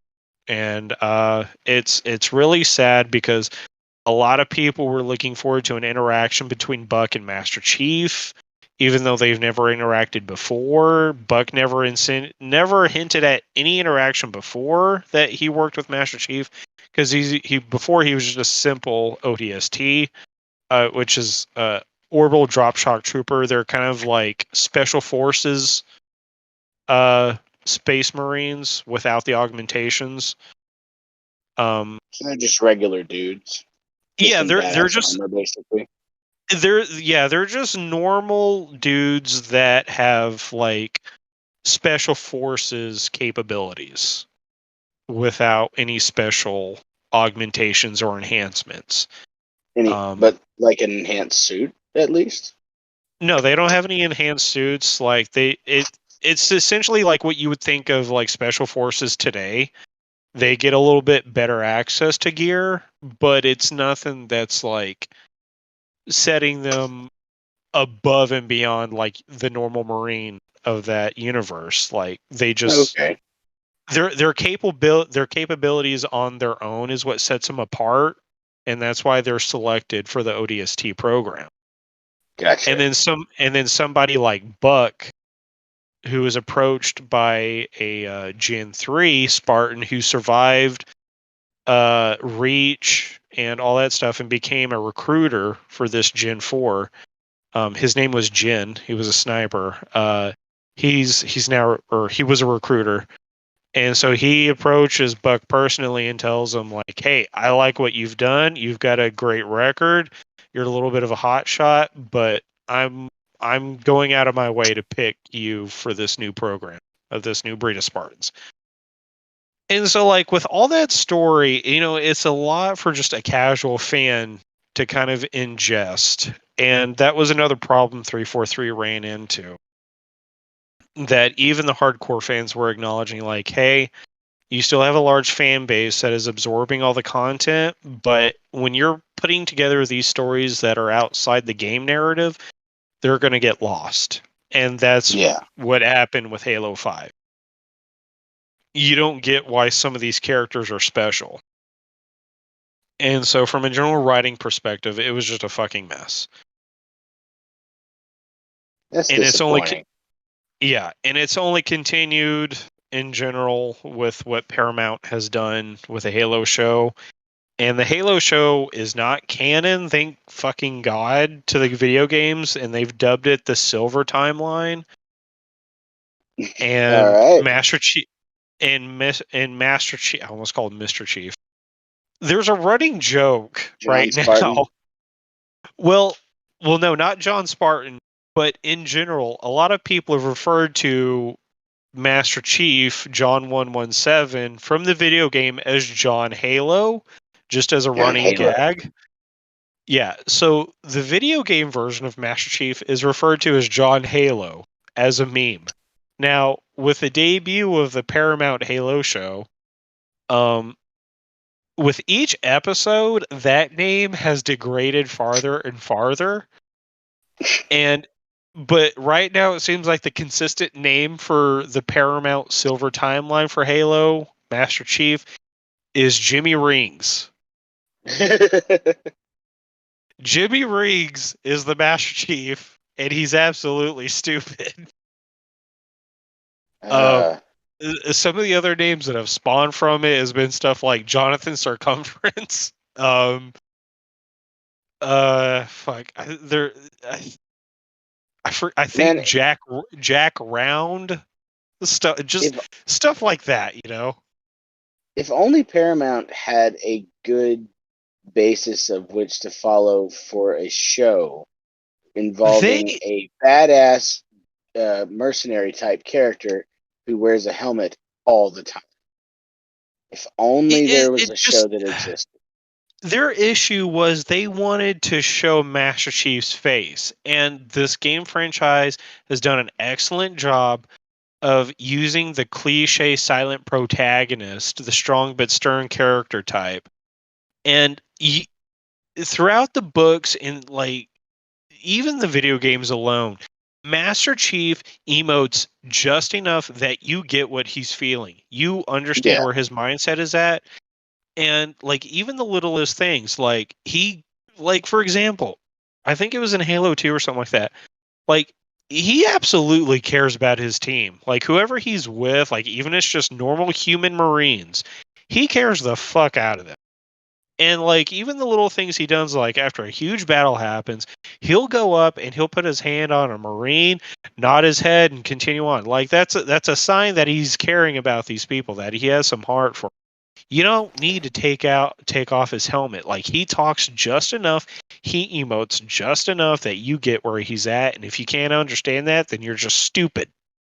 Yeah, and physical language tells a lot too. Like I think it was because I've played some of the campaign on that. There's a part where you get hit, like the ship gets wrecked and he's floating through space, and there's dead. Oh yeah, the end of Halo 3. There's dead Marines. I think that's right. There's dead Marines and there's dead Covenant people, and they're floating. And the difference in the way he goes through them, where like when it's the USNC Marines, he moves gently out of the way, and it's the Covenant, he's fucking like Heisman corpses. Like simple things like that tell you so much about his character. Yeah. Yeah, the care he has for his affiliates is like it definitely comes through. And literally in the first episode of Paramount's Halo, Master Chief takes off his helmet. And At the end of the episode, but still in the first episode. at the end of the first episode, he takes off his helmet. Now, typically something like that you would want to save the end or midway through. Nope. Takes off his helmet first episode. Second episode, he takes off his armor and only has his under base suit.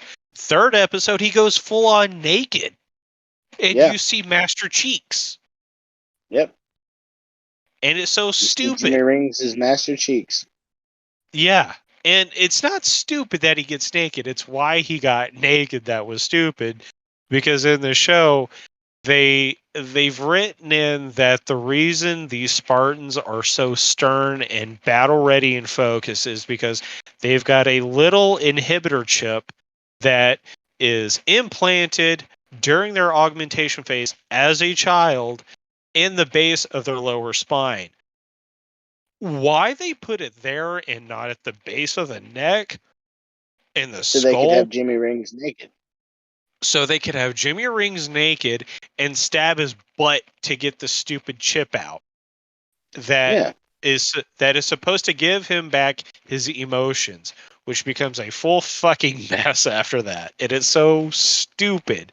It wasn't the battle hardening of growing up as a 9-10-year-old that was conscripted into a military regime and becoming like the best of the best that technology could provide in terms of delivering the perfect soldier and encountering going on these like high risk dangerous missions as a young teenager in full Spartan armor. Like by the time they're 14, John Halo is like 6.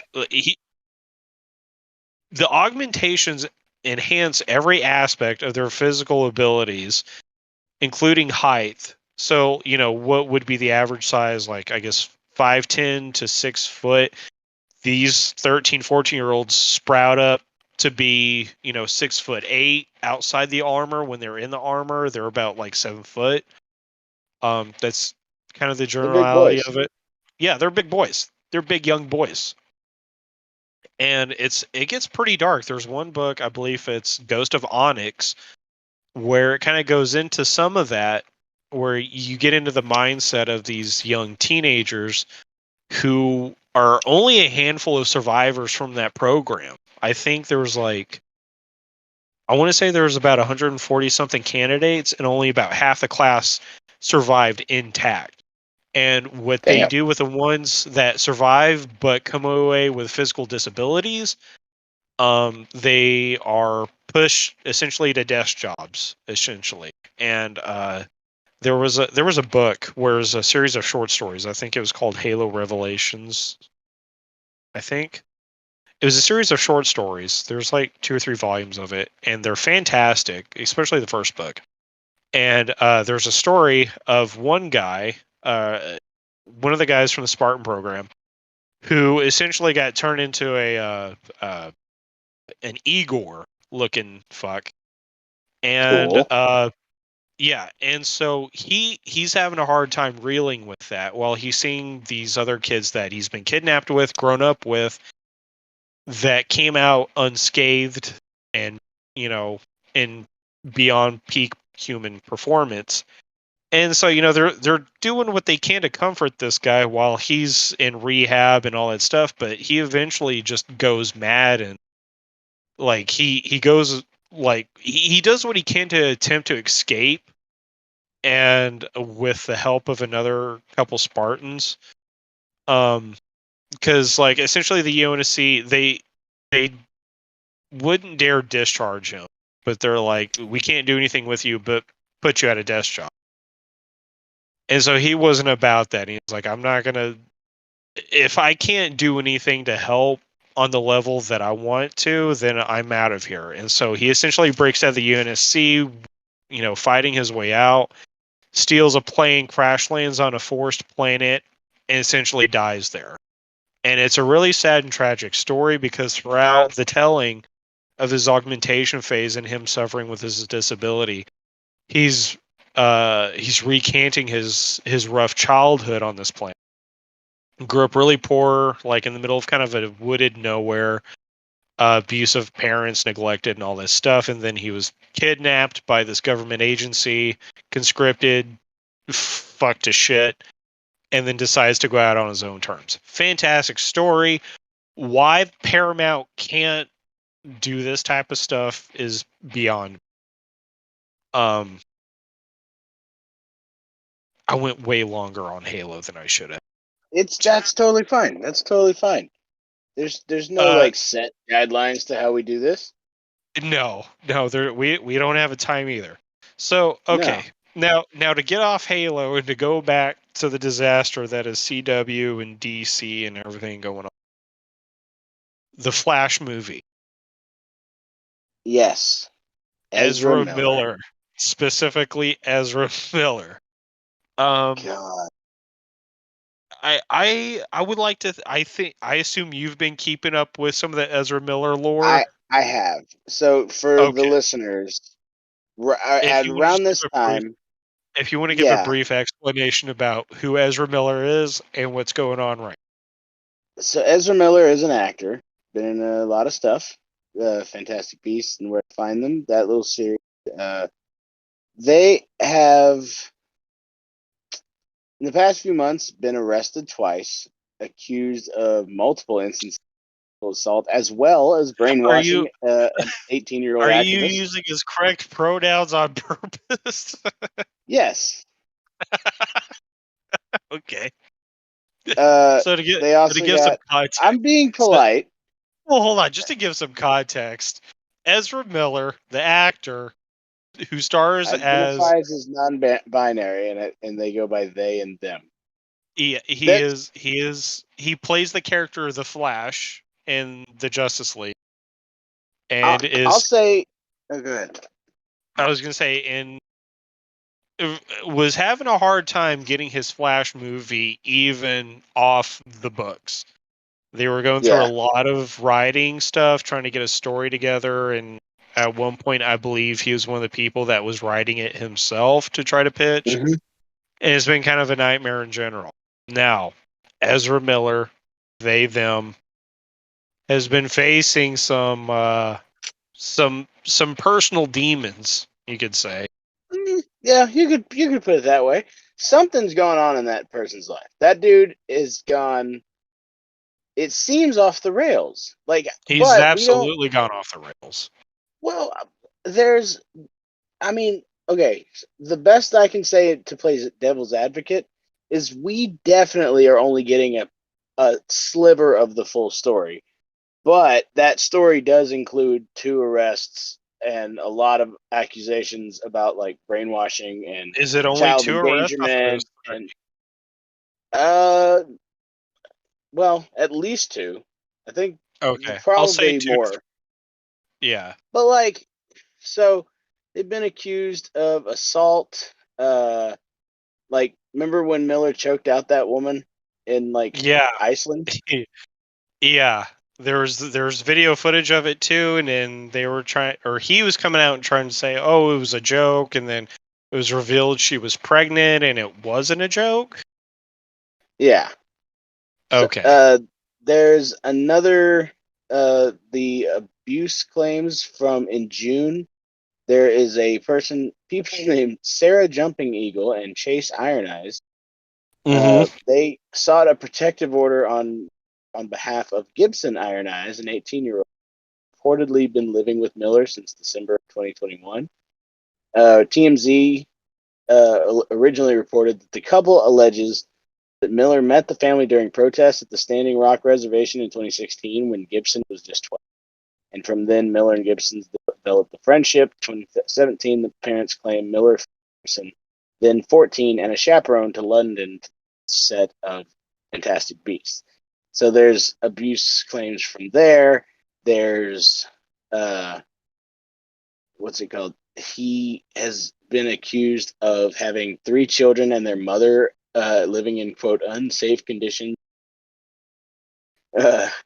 Where my Yeah, favorite part of that is saying that they're living in an unsafe condition. There's unattended weapons in the house, and yeah. allegedly a baby had a bullet in its mouth. I have a Guardian article pulled up about some of this stuff, and at one point it says, yeah, the Rolling Stones last week reported that the actor was accused of housing a 25-year-old mother and her 3 young children at a 39-hectare Vermont farm in an unsafe condition amid cannabis, firearms, and ammunition.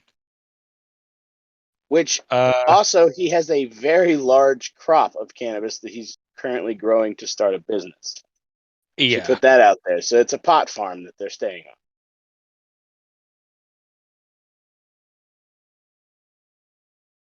on. Yeah. So just to go to the back top of this Guardian article, Ezra Miller, chokehold accuser, breaks silence as another woman claims harassment. Variety reports accusations against actor of attack in Iceland in 2020 and incident in Berlin this year, 2022. 2 women who allege threatening behavior by Ezra Miller have spoken out against the actor. One woman who was a victim of a choking attack by Miller outside a bar in Iceland in 2020 has broken her silence on the incident, telling Variety, quote, "I think it's just fun and games." But then it wasn't. All of a sudden, they're on top of me, choking me, still screaming in my face if I want to fight. She said the actor, who is non-binary and uses they them pronouns, put her in a chokehold before throwing her to the ground. The woman blamed Miller's friends rather than the actor personally for escalating the altercation. She added that Miller spat in her friend's face multiple times during the incident, which was the start of the pandemic. Earlier this year, Miller was arrested for disorderly conduct and harassment at a karaoke bar in Hawaii. I like And how the has since article kind of makes it sound like that was the start of the pandemic. Him spitting in that woman's face. well, I Ezra th- Miller well, well, started the, all well, of the way they were, I'm not sure if they're referring to quote start of the pandemic. I don't know if it. It that's was in around reference. that time. I was gonna say I think they're referring to like when the lockdowns happened in 2020, Yeah, instead of like referring to everything that's happened I around it. know. There's the pandemic. Okay, yeah, The no, it can be punctuation. confusing. Yeah. Um, Earlier this year, Miller was arrested for disorderly conduct and harassment at a karaoke bar in Hawaii and has since been accused of inappropriate behavior around minors, with a restraining order taken out against the actor last month. Also speaking to Variety was another woman who accused the actor of harassing her and seemingly attempting to break down her apartment door in Berlin earlier this year, Oh according to the yeah, report. I've got a report on that one. In February, apparently this woman had been friends with him for but actually hadn't since they had sex 2 years before. She invited him over, and their mood changed whenever they were. Nadia, this lady's name, basically said, "Hey, don't smoke in my house." And suddenly, Nadia was a transphobic piece of shit and a Nazi. And Ezra was Yeah, walking around the yeah, house, spreading her, like probably dumping out his cigarette on the floor. yeah. It says later here in this article, or right after that, I did not feel safe, she said, recalling how Miller refused to leave her apartment after the woman said they couldn't smoke inside. They called her a Nazi and a transphobic piece of shit, and eventually left after she had called the police. And then after that is a report about the report of the 25-year-old mother and her 3 children pot farm. Yeah, fucking, it's so So weird. so that is the current state of one Ezra the Flash Miller. Who is currently just missing, apparently. Who, yeah, he's gone on the run. Nobody's heard or seen of him in a while, a couple weeks now, since this recording. And he's got the Flash movie that is set to come out later this year, I here think in a couple so. months. Here in a couple months, maybe. I don't remember exactly. And it's supposed to be a big deal because we've got Michael Keaton reprising his Batman role, and I Yeah, believe it Ben looks like Affleck. interesting. Affleck is that? I thought Affleck was like a. I don't know if Affleck's confirmed. Yeah, I don't know. I haven't looked into it. Last I heard, he was being tossed in the movie, so I don't know for sure. See if I can pull up a Yeah, little bit that. about it. Man, I I kind of feel bad for Warner Brothers with Ezra Miller's bullshit. Like, because Uh, he's a good actor, and like he did well with the Flash. Like his interpretation was different, but I thought he did okay. And for all of this shit to happen, like right as the movie's about to be coming out, like what the fuck, man? It's I could it's feel just bad terrible for timing. I could feel bad for Warner Brothers in that context, but overall, I don't feel bad for them at all, given what all has happened. Um, the way they treated Zack Snyder with his whole mess with his Justice League movie and trying to make up for it, the way they've Well, kind of what? the way they've kind of the way they've kind of handled a few other actors who have acted out or maybe didn't act out, but they were quick to let him go. But they were persistent about trying to hang on to Ezra Miller and stomp out any wildfire that would spread from it until they couldn't. Yeah, I I don't know about like they. I don't feel like they treated Zach bad though. Like him leaving the movie, coming back through the power of fandom, they gave him millions more. His version of Justice League. Yeah, I mean, well, they the Ray Fisher stuff was more him versus Joss Whedon. And yeah. Well, the issue with the Zack Snyder thing was that they were they were persistent about wanting to get that movie out on the release date. And I can yeah, understand that, but it was kind of the way they conducted themselves. They didn't really give a whole lot of time for Zach to kind of process things because of what happened in his personal life. His daughter committed suicide. Um, and so the way they handled and conducted themselves was pretty trashy. There's a couple yeah, other stuff, yeah, I but agree with you there. off the top of my head, I can't remember exactly. But that's the one that stands out. Now, the release date for the Flash movie, um, according to what I just looked up and on the face of it, release date is June 23rd, 2023. And Okay, Ben Affleck is in the casting of it as Batman, alongside Michael Keaton as Batman, and Michael Shannon as General Zod. what? Mm-hmm. That is wow. Yeah. Ron Livingston as Henry Allen. Yeah, he's returning as Barry Allen's father. Do we get to see his big blue dick in this movie? There's a chance, I'm sure. Sweet. But Yeah, that the was last, something I thought was hilarious when his that movie came out originally, and it was Doctor Manhattan as Barry's dad. I was like, look at oh that god, yeah, synergy. yeah. So I think the last I heard, there's a rumor floating around that they might just put the Flash movie onto HBO Max instead of doing a theatrical release. That way, they can avoid having to do a press tour junkie and having to do something with Ezra or That makes avoid. sense. Yeah, I think they're trying to separate themselves as much as they can from Ezra right now, and Understand.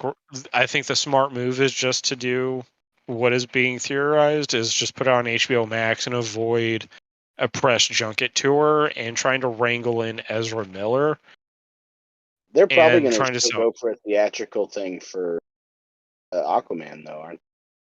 Yeah, Probably for the as far as Shazam I movie. know, as far as I know, Aquaman is still slated for a theatrical release. Whether or not Amber Heard will be in the final cut of that is still up in the air. There's been more than not confirmed reports that Amber has been cut out. We'll see. That's what I've read too. We'll see how that affects the final product and if they've had to go back and do reshoots. And Maybe if she they wasn't very instrumental to the plot. well, according to an early screening, she was in it for roughly 20 minutes, which was more time than a lot of people thought. And how they're going to cut that down will be interesting. Because again, I don't know if that's going to involve reshoots or what. They can't exactly do a recast because that will be even more shooting and go well and be of and beyond their budget. I think right now, the way things are looking, they're going to have a hard time getting their money back on this movie. Probably. They're already going to be losing money, I believe, on the Flash movie when they go to HBO Max. God, I don't know. It's a mess for brothers in DC right now, just for their movies It really alone. is. Yeah. Which I think. I thought the Snyderverse stuff was going to be cool, and then all that stuff kind of went out the wayside. But I'm curious to see what the Robert Pattinson stuff brings us, because I think they're going to lean heavily on that. Yeah, they're doing a second Batman movie. I think, was that reported or confirmed? I know a second Joker movie was confirmed. I don't know if a second Batman movie was confirmed. I know they're doing the series. There's some kind of Arkham series coming. I think we talked about this last podcast. But Yeah, an they're Arkham doing an series, a Penguin show, and a Catwoman show. Yeah, I don't know if it's coming out on CW or HBO Max. They're doing an Max. Arkham Knights. Okay, yeah, they're doing an Arkham Knight series that Wait, because I haven't heard that one. I've heard there's like an Arkham. The one I an heard about Arkham Asylum Arkham. series. Well, it started off as it was going to be a Gotham show, and then they were all set show, and they've just kind of Yeah. combined the two. Oh, yeah, not Arkham Knights, Gotham Knights. Oh God, fuck me. Yeah, Yeah, I don't know where that's they're going to be, but it needs to not be. yeah, they're doing a Gotham Knights TV show that they have been forced to come out of nowhere and say that they are not associated with the game because of how terrible it's already being received based on promo shots and Dude, the trailer alleged. looks awful. Yeah, It the looks trailer itself. awful. The I show, only I should watched. say, Yeah, the game looks interesting. The show is what we're saying looks yeah, awful. the show. Yeah, the Gotham Knights TV show trailer. Oh God, it's one of the Like, worst things that they decided to put out. Like I agreed. I don't remember anything of it. I remember more so some of the commentary that was said about it, but So, from what I gathered, the show is about Batman's son and a group of like criminals that he befriends. One of which is supposed to be Dula Dent, uh, the Joker's daughter, and uh-huh. but the kid, the whoever I don't even remember what his name is, but you know what it ain't? It ain't Damien, it ain't Dick, it ain't Tim, it ain't Jason. Who the fuck is this person? They also meet Carrie Kelly. What? Uh-huh. Why? It makes no fucking sense. It's Yeah. all over the fucking place. And that's just Yeah. all I've seen is the trailer. And it does not. I am one of, me, and I'll try to defend things that Yeah. have kind of poor writing sometimes, but are fun shows. This doesn't even look like a fun fucking show. It makes No, I no don't. fucking sense. And these are grown ass adults that were Mm-hmm. hired by these mega million conglomerates to put this together, and this is what they put out. And this is Like, something I've been harping on for years now, that this industry, more so the comic book industry, that is now bleeding into like the media industry of movies and TV shows. These companies are hiring people that have no business working on these characters for the sole reason that they don't know shit about these characters, and they have come out and openly admitted to doing so. They have admitted that they weren't told to go and read up on these characters. They didn't think themselves that it was important. They were just given a guideline of things that this character is involved in, and this is what they want done with that character, and then just given free reins to do whatever they want.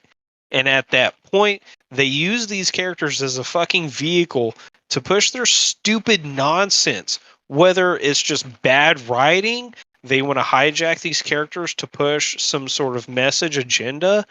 It's so stupid when that is their primary focus, and then they lose sight of the goal of entertaining. That's what they're supposed to do. They're supposed to entertain.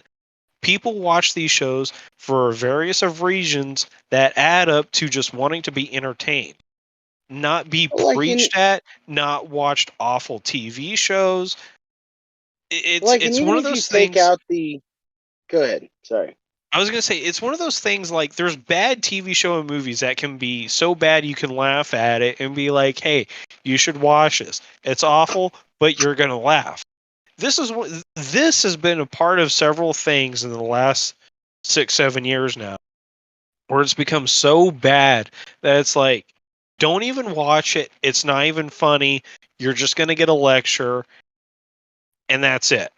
And like this show, along with several other things, but this is prime because you're speaking on the same level as I am now about this, where Well, the production and everything, it looks so fucking awful. The story writing looks and sounds awful. well, like there's a different level with like, okay, like to compare it to where I know you were saying a lot of this similar type of stuff, something like say WandaVision, okay, because the head Mm, writer of that didn't know before she got the job who Mephisto was, that kind of thing. At yeah, she least didn't. with WandaVision and other shows, like I'll even when you watch that Halo show, at least it's still John 117. It's not like the lead character is some random fucking person who kind of knew him once. This Yeah, they and say this is Bruce Wayne's son. Who the fuck is it? It's just some random person they've newly created. If it was yeah, Damien, I'm not saying it would have made the show better because they could have just named him Damien, and the character yeah, probably wouldn't be the same. It would have still not been Damien, but at least they would have done something that simple as name the character you're saying is the dude's kid as actually one of his kids. Like even if you would have done Dick or Tim or Jason, like yeah, they're adopted kids, but still they're his children. You don't just create a brand new character and call it Batman's son. That's just weird. yeah. It's Like like there's an at least aspect. the other stuff use the right properties. Yeah, like there's an aspect where people have been told to adapt a piece of media, and they want to do their own thing of it, or they've been asked to put a spin on it, and it's like, on a general sense, they don't know what the hell to do with that. Yeah. They're not original or creative enough for themselves to come up with a decent story that is derivative of the source material, and instead they just self-insert almost. They Yeah. they want to project themselves onto that character and live vicariously as if they were that character, and that is something that ugh, I don't understand it. I don't understand how these people keep getting away with it, but Like that especially when stuff's you're not that bad if it's well done. Like if it's written well if it's well done, yeah, and it and makes makes sense, sense that's within the fine. show. But like, this is something like, I recently, there's another guy I listen to. His name is Eric July. He's got a YouTube channel, Young Ripper 59, and he has grown up and is very knowledgeable in the comic books and everything. Like he can tell you anything and everything. And he is also a pop culture commentator and is exposing a lot of this nonsense that's going on. And he's even spoken to a lot of it himself, where it's like if DC came to him and asked him to write a Batman story, and he self-inserts and makes Batman an anarcho-capitalist, like that wouldn't make any sense because that's not who the character of Batman is. And Yeah. nobody like there's an audience who might enjoy an anarcho-capitalist Batman, but overall it wouldn't make any sense. But like he's somebody who's explained all this type of stuff, and has gone into detail about these writers and people who get hired on, these activist people who get hired on to do these jobs. And it makes absolutely no fucking sense. And it's only getting worse and worse because Hollywood in general right now is so creatively bankrupt.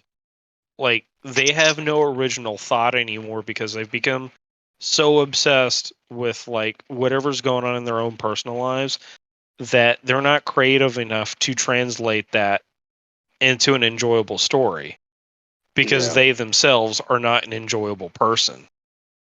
Although a lot of it seems to happen, like to your point, it happens a lot with already made IPs. Like Yeah, in order to get that's the main part of it. good shit out of new stuff, like you almost need to go outside of the like everybody's watching this. You need to go Yeah, find. you have to go outside what's popular, and that's why right now anime and manga graphic novels, since like 2019 now, have been significantly outperforming Western pop culture. And it's because these writers from Japan and these indie writers in general too, who have been making bukus off their projects. There's a guy who started his own indie comic called Cyberfrog. His name's Ethan Van Sciver. He used to work with DC. He was very prominent back in the day, and I can't remember if he walked away or quit or got fired. But he's got his own comic book called Cyberfrog, and when he first launched an Indiegogo campaign to get it funded, it blew expectations out the water. It blew his funding out the water at how well it performed and how well it's been received so far. And he's been doing great with it. I haven't really kept up with it, but he's somebody who has worked in the industry for a long time, and then somebody else who doesn't have any projects, but they're a movie reviewer, Chris Gore. He's got his own website and YouTube channel, Film Threat, and I've known about him since I was a little kid. He used to be on G4 TV's Attack of the Show, where he would have a segment. Yeah, he would have his own segment, DV Doomsday, and he's still the same guy. He's like his mindset is still the same, but like even he's somebody who has stayed away from a lot of the commentary about why all this has been bad. He is somebody who enjoys uh like niche movies that a lot of people wouldn't see. Like he's very prominent about promoting indie developers of any media, and he'll go out of his way to watch these really bad B movies and give them reviews, and some of them he really enjoys even though nobody else will like them. He'll give them good reviews and stuff. And somebody who just generally promotes indie production and stuff. Like he's come out and he said like what DC, Marvel, and a lot of these major media companies are doing, it is the most self-destructive thing that anyone can ever do, and there's nothing right now anybody can do to stop them unless everybody just stops buying their product. And it's insane for somebody like that to come out and say, who's been in the business 35, 40 years now. Like he's been in it since like he was like, in his early 20s, and he's had Film Threat for like ever. But for somebody like that to come out and like call the bullshit out, it's a mess and a half right It's now. nice. And I think recently with the new CEO that WB got, and he's cleaning house, I think hopefully we'll start seeing some changes. I think Marvel right now, their phase 4 outside of Spider-Man has been a financial failure for them. Marvel has been in a financial failure for a while now. And it's something a lot of people have been saying for a while now, that they need to lose money and they need to go near bankrupt, if not full on bankrupt, to learn a lesson. Because there's nothing Now, right now that's... Well, do you think part of that could be because a lot of people could be saying, "Well, I don't have to go to the see it; it'll be on Disney Plus." That's another thing Just too. play That's it. something else. Yeah, that's something else a lot of people have been saying as to why Of course, they also do they... the early access thing. Maybe Yeah. there's money to be made from there. Yeah, the business model that Disney has set up for themselves right now, like it worked during 2020, but post 2020 and HBO was fast to learn this, where Oh yeah, I think I think they're cutting back on their same day releases of theatrical movies and on HBO Max. I don't even know if they Um, still are doing that. Well, like, what's the last did they do that recently? the last one that I remember, I think, was it Matrix, or was that straight to HBO Max? No, I think Matrix got a theatrical. I think it did Yeah, too. I can't I think remember, that was same but day. that lost money because Well, because like no matter what in any media, video games, movie, music, the biggest proponent of publicity for a product is going to be word of mouth. yeah. And the two best examples for that is you see the reception between Top Gun and Lightyear. Top Gun has easily crossed over $1 billion because in its initial release week, a lot of people came out and said, I don't really care about Top Gun. Like, this is a 30-year-old sequel. It's whatever. I might get around to watching it. But when it came out, and after that first week, people were coming out saying, this movie is fantastic. You got to go watch it. And that's what kept that going. Now, outside of the recent controversy with Lightyear, that movie overall, I have heard, is a stinker. And people coming away from that saying, yeah, it wasn't great. I wouldn't recommend it.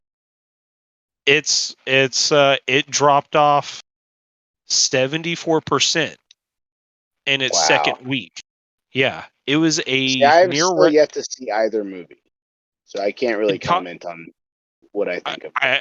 I haven't seen Lightyear, but if I could have seen Top Gun Maverick 2 or 3 more times, I absolutely would have. I only saw it once, and it was beautiful. Cool. I'm looking forward to seeing that one. I'm looking forward I to checking out Lightyear as well, but like Yeah, I'll eventually check out Lightyear just once it's on to Disney check it Plus, out. I'm not Well, gonna go see it in theaters. yeah, neither am I. I'm not going to go out of my way to watch it, but But that's once I can paddle out to see and see it, that's when I'll do it. but in fairness to that's not anything particularly against it. The only things I've gone in theaters is in a while has been comic book movies, and that's Yeah, mainly because I want to be able to see them as soon as I can, so my friends, because I don't want to yeah, be left out of the loop and have to like be worried of spoilers. I'm not invested enough in Lightyear to give a shit about spoilers if they like. yeah, It won't hurt me, so I'll just wait for Disney Plus for that. yeah. Maverick, That I don't want spoilers, but if I got them, I'd probably. Okay, I liked the Top Gun, so I'm looking forward to yeah, seeing. yeah. I mean, I don't think you're going to be running into any spoilers. It's just a general good, fun action movie. Um, it's it's beautiful. I'll say that for sure. Like everything about it is really great. Tom Cruise still has got it. There wasn't any bullshit in the movie. Like every character that was in that movie, like they were an enjoyable and memorable character. I remember And when that movie was being made, all the hubbub about how Tom Cruise and other people are actually flying the jets. yeah, so after the movie came out, I think it was a couple weeks later, I saw a behind the scenes kind of thing. Um, Tom Cruise has developed a reputation now for doing everything as method as he can and as practical as he can. And if he can get the crew involved, it's even better overall at this point now. I think he's done more than prove that. And so what he did for Maverick, he put together a program to help train the actors to get like acquainted and as integrated as they can in the experience of being a fighter pilot. And everything that they've gone through, like there's several interviews you can go through from Miles Teller, the co-star of the movie, who, by the way, he put out another movie on Netflix with Chris Hemsworth called Spiderhead. Oh, great film. Have you? I Okay, I was have gonna say, seen it. have you seen it? I watched Yeah, that really recently good. too, and that was really good. I was surprised. Like he's been doing fantastic, and I'm so happy that Fantastic Four was not the end of his career. Right?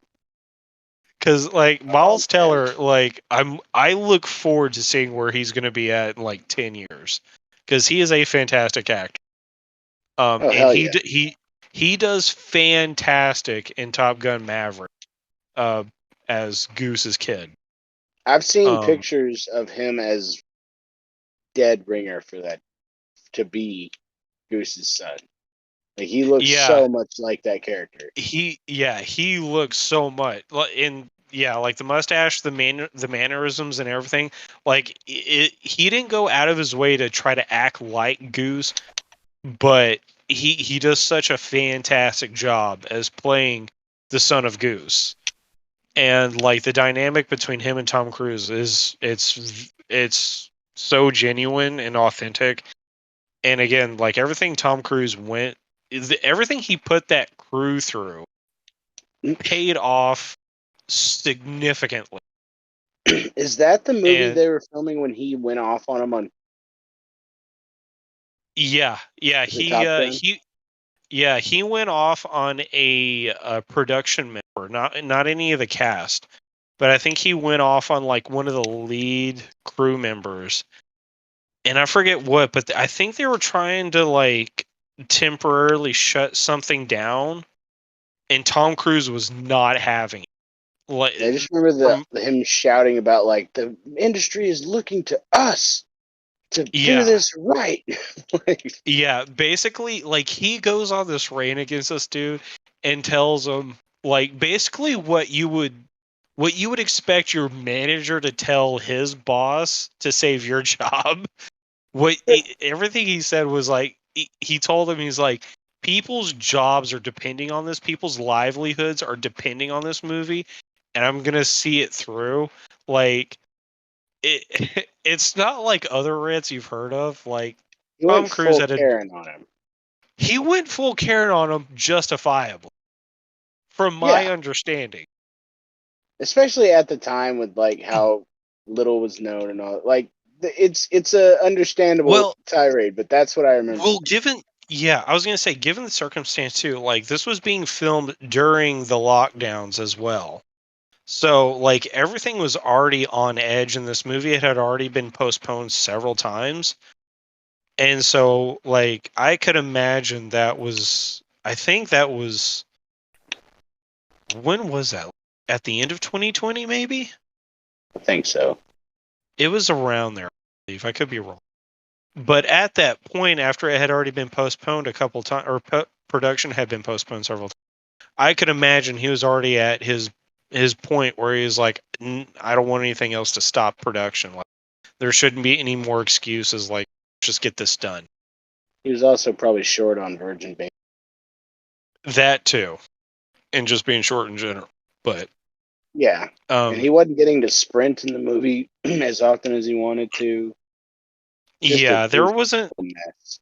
Yeah, I mean, there was towards the end, like the penultimate of the movie, like it gets really intense.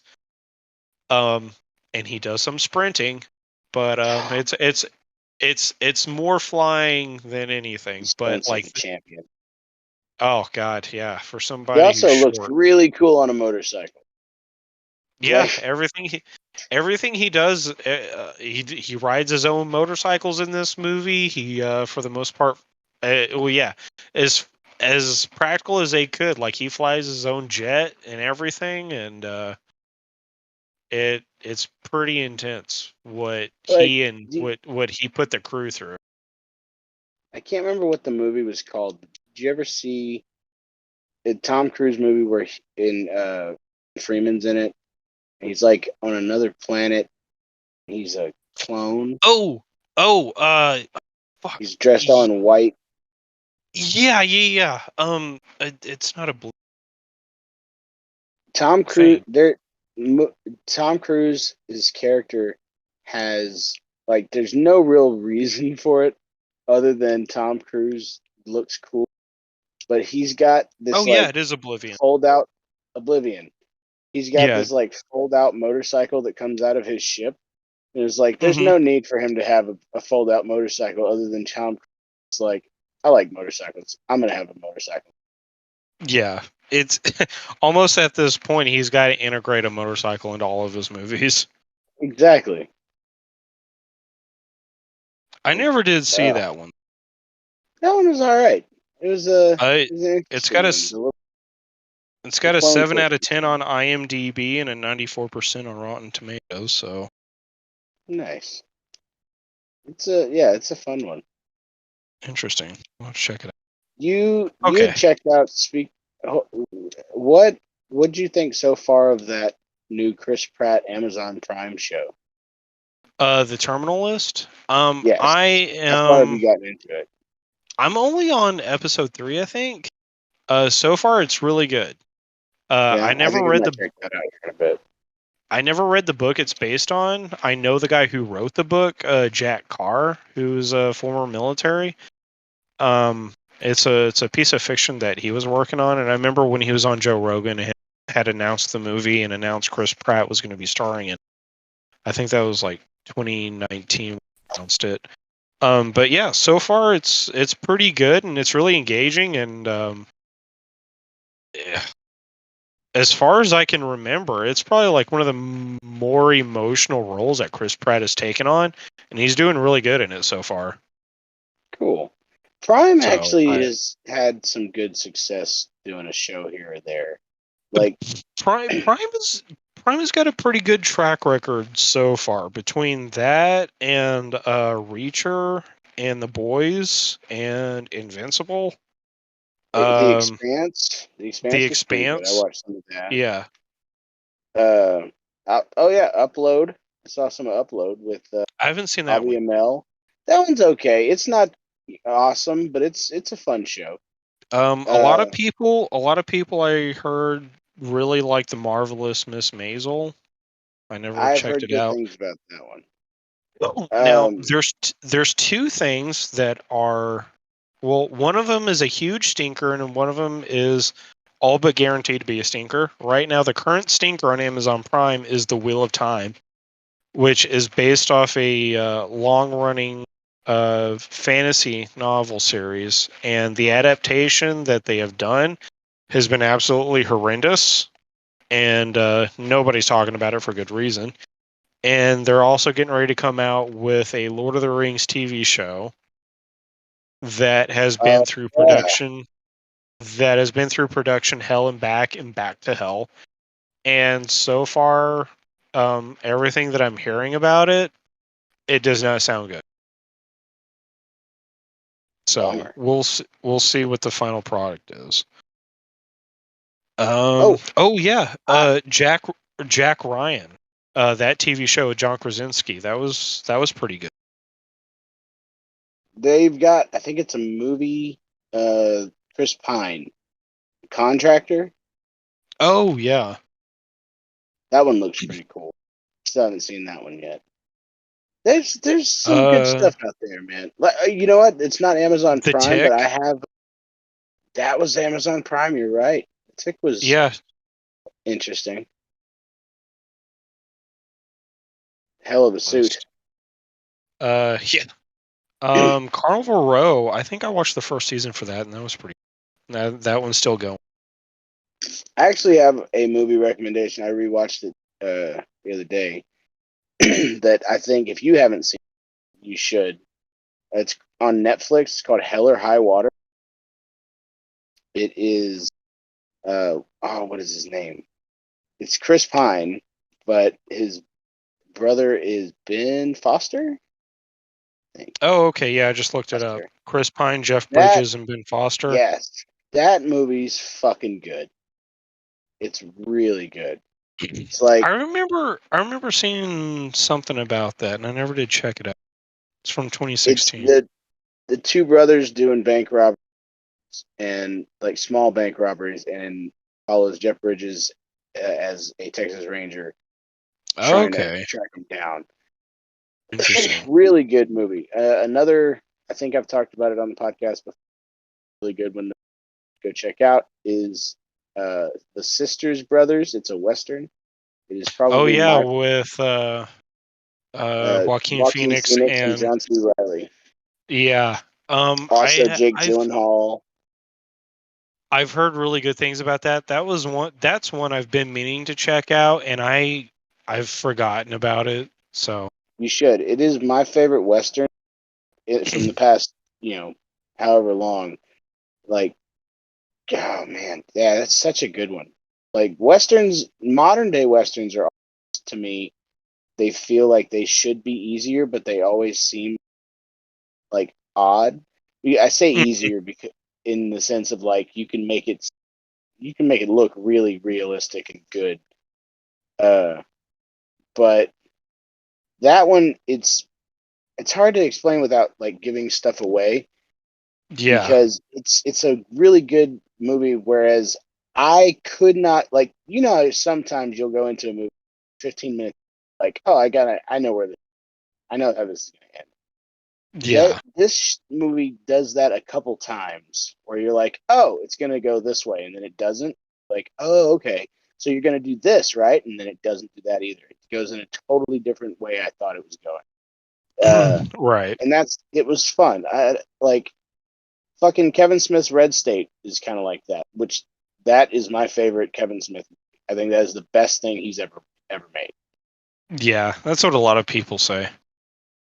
Like that, when he came out with that, I was like, all right, cool, do more shit like this. And then he made Yoga Hosers Tusk, which I liked Tusk, but not because it was awesome, like a phenomenal film. I just thought I liked it because it was weird.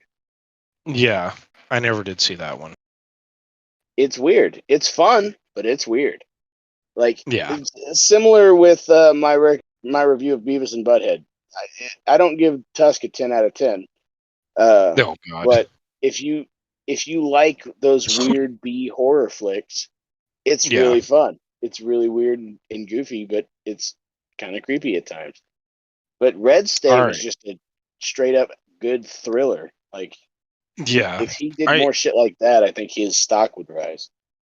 yeah, I if he did more of that and didn't ruin long time if established franchises like He-Man, I think he'd be doing better. Hey, Clerks 3's got a trailer coming out soon. That's true. We'll see how that We'll goes. see how that goes. Oh, Jinx, you owe me a Coke. Okay. Well, I think we'll end on that. So, I think that's a good place. is there anything you want to plug? You got anything Not coming up? not at the moment. The band's on a short hiatus while one of our members, his wife, is having a baby, so we don't have any gigs to promote or anything. Not that you know any of our 7 listeners are going to be able to make it. Hi, James. Uh, but no, I don't have anything on my end. But if you want to follow us, the Hampton Connection on all the socials, you can follow me on Wrestling Nerd. And yeah, that's about it. Also, go check out Justice for Hire. Just go do that. Oh yeah, yeah. If we can do something consistent, maybe we'll have At something some special point. for that coming up. Yeah. Yeah. At some point, as long as we do this podcast, it's As long something. as we don't disappear for months on end anymore. Yeah, I think in the next episode we'll kind of get in. We'll dip our toe into that just to give a brief explanation of what it is. Oh, Alrighty. yeah. Let's see. I don't have anything going on. This is about it. I'm going back to work tomorrow. Finally, after 10 days of Corona quarantine. Yay, you didn't die. Yeah, yeah, it was so mild. I'm so sorry I didn't die of the flu. It was so funny, too, because you got sick and it was like, well, I guess it's time to do podcast stuff. Yeah. That's what I put at the end of the last episode when I had to put in the little memo thing. Is like, we're gonna try to get one more episode in before I die. So. Oh man! All right. All right. I'm on Instagram, JSZ Barber. I'm not doing anything with TikTok right now, so I'm not gonna shill. No. No. I there's been so many ideas. I've been meaning to handle though, isn't it? Yeah, I think it's the same handle. If not, I mean, look him up on TikTok, JSC Barber. I'll put it in the description if that's not correct. I can't remember. But I think it is JSC Barber. Anyway, yeah, there's been a couple things I've been meaning to put out on that, just as little fun gags. The last one I did was that prepper introduction thing. Oh yeah. And I had so many ideas to go off on that. Between the time of filming and putting that out, like it was some big deal. No, I just haven't gotten around to do it, mainly out of kind of laziness. But yeah, I post memes and shit on Instagram, so that's about it. Alrighty. I keep waiting for one of you guys to do something silly enough on TikTok to end up on your mom's house. The Christina Pazitsky and Tom Segura show. Oh yeah. Well, if I put any more effort and then tag them, that'll happen. We'll see. Oh yeah. All right. Okay. All right. Have a good summer, everybody. See ya.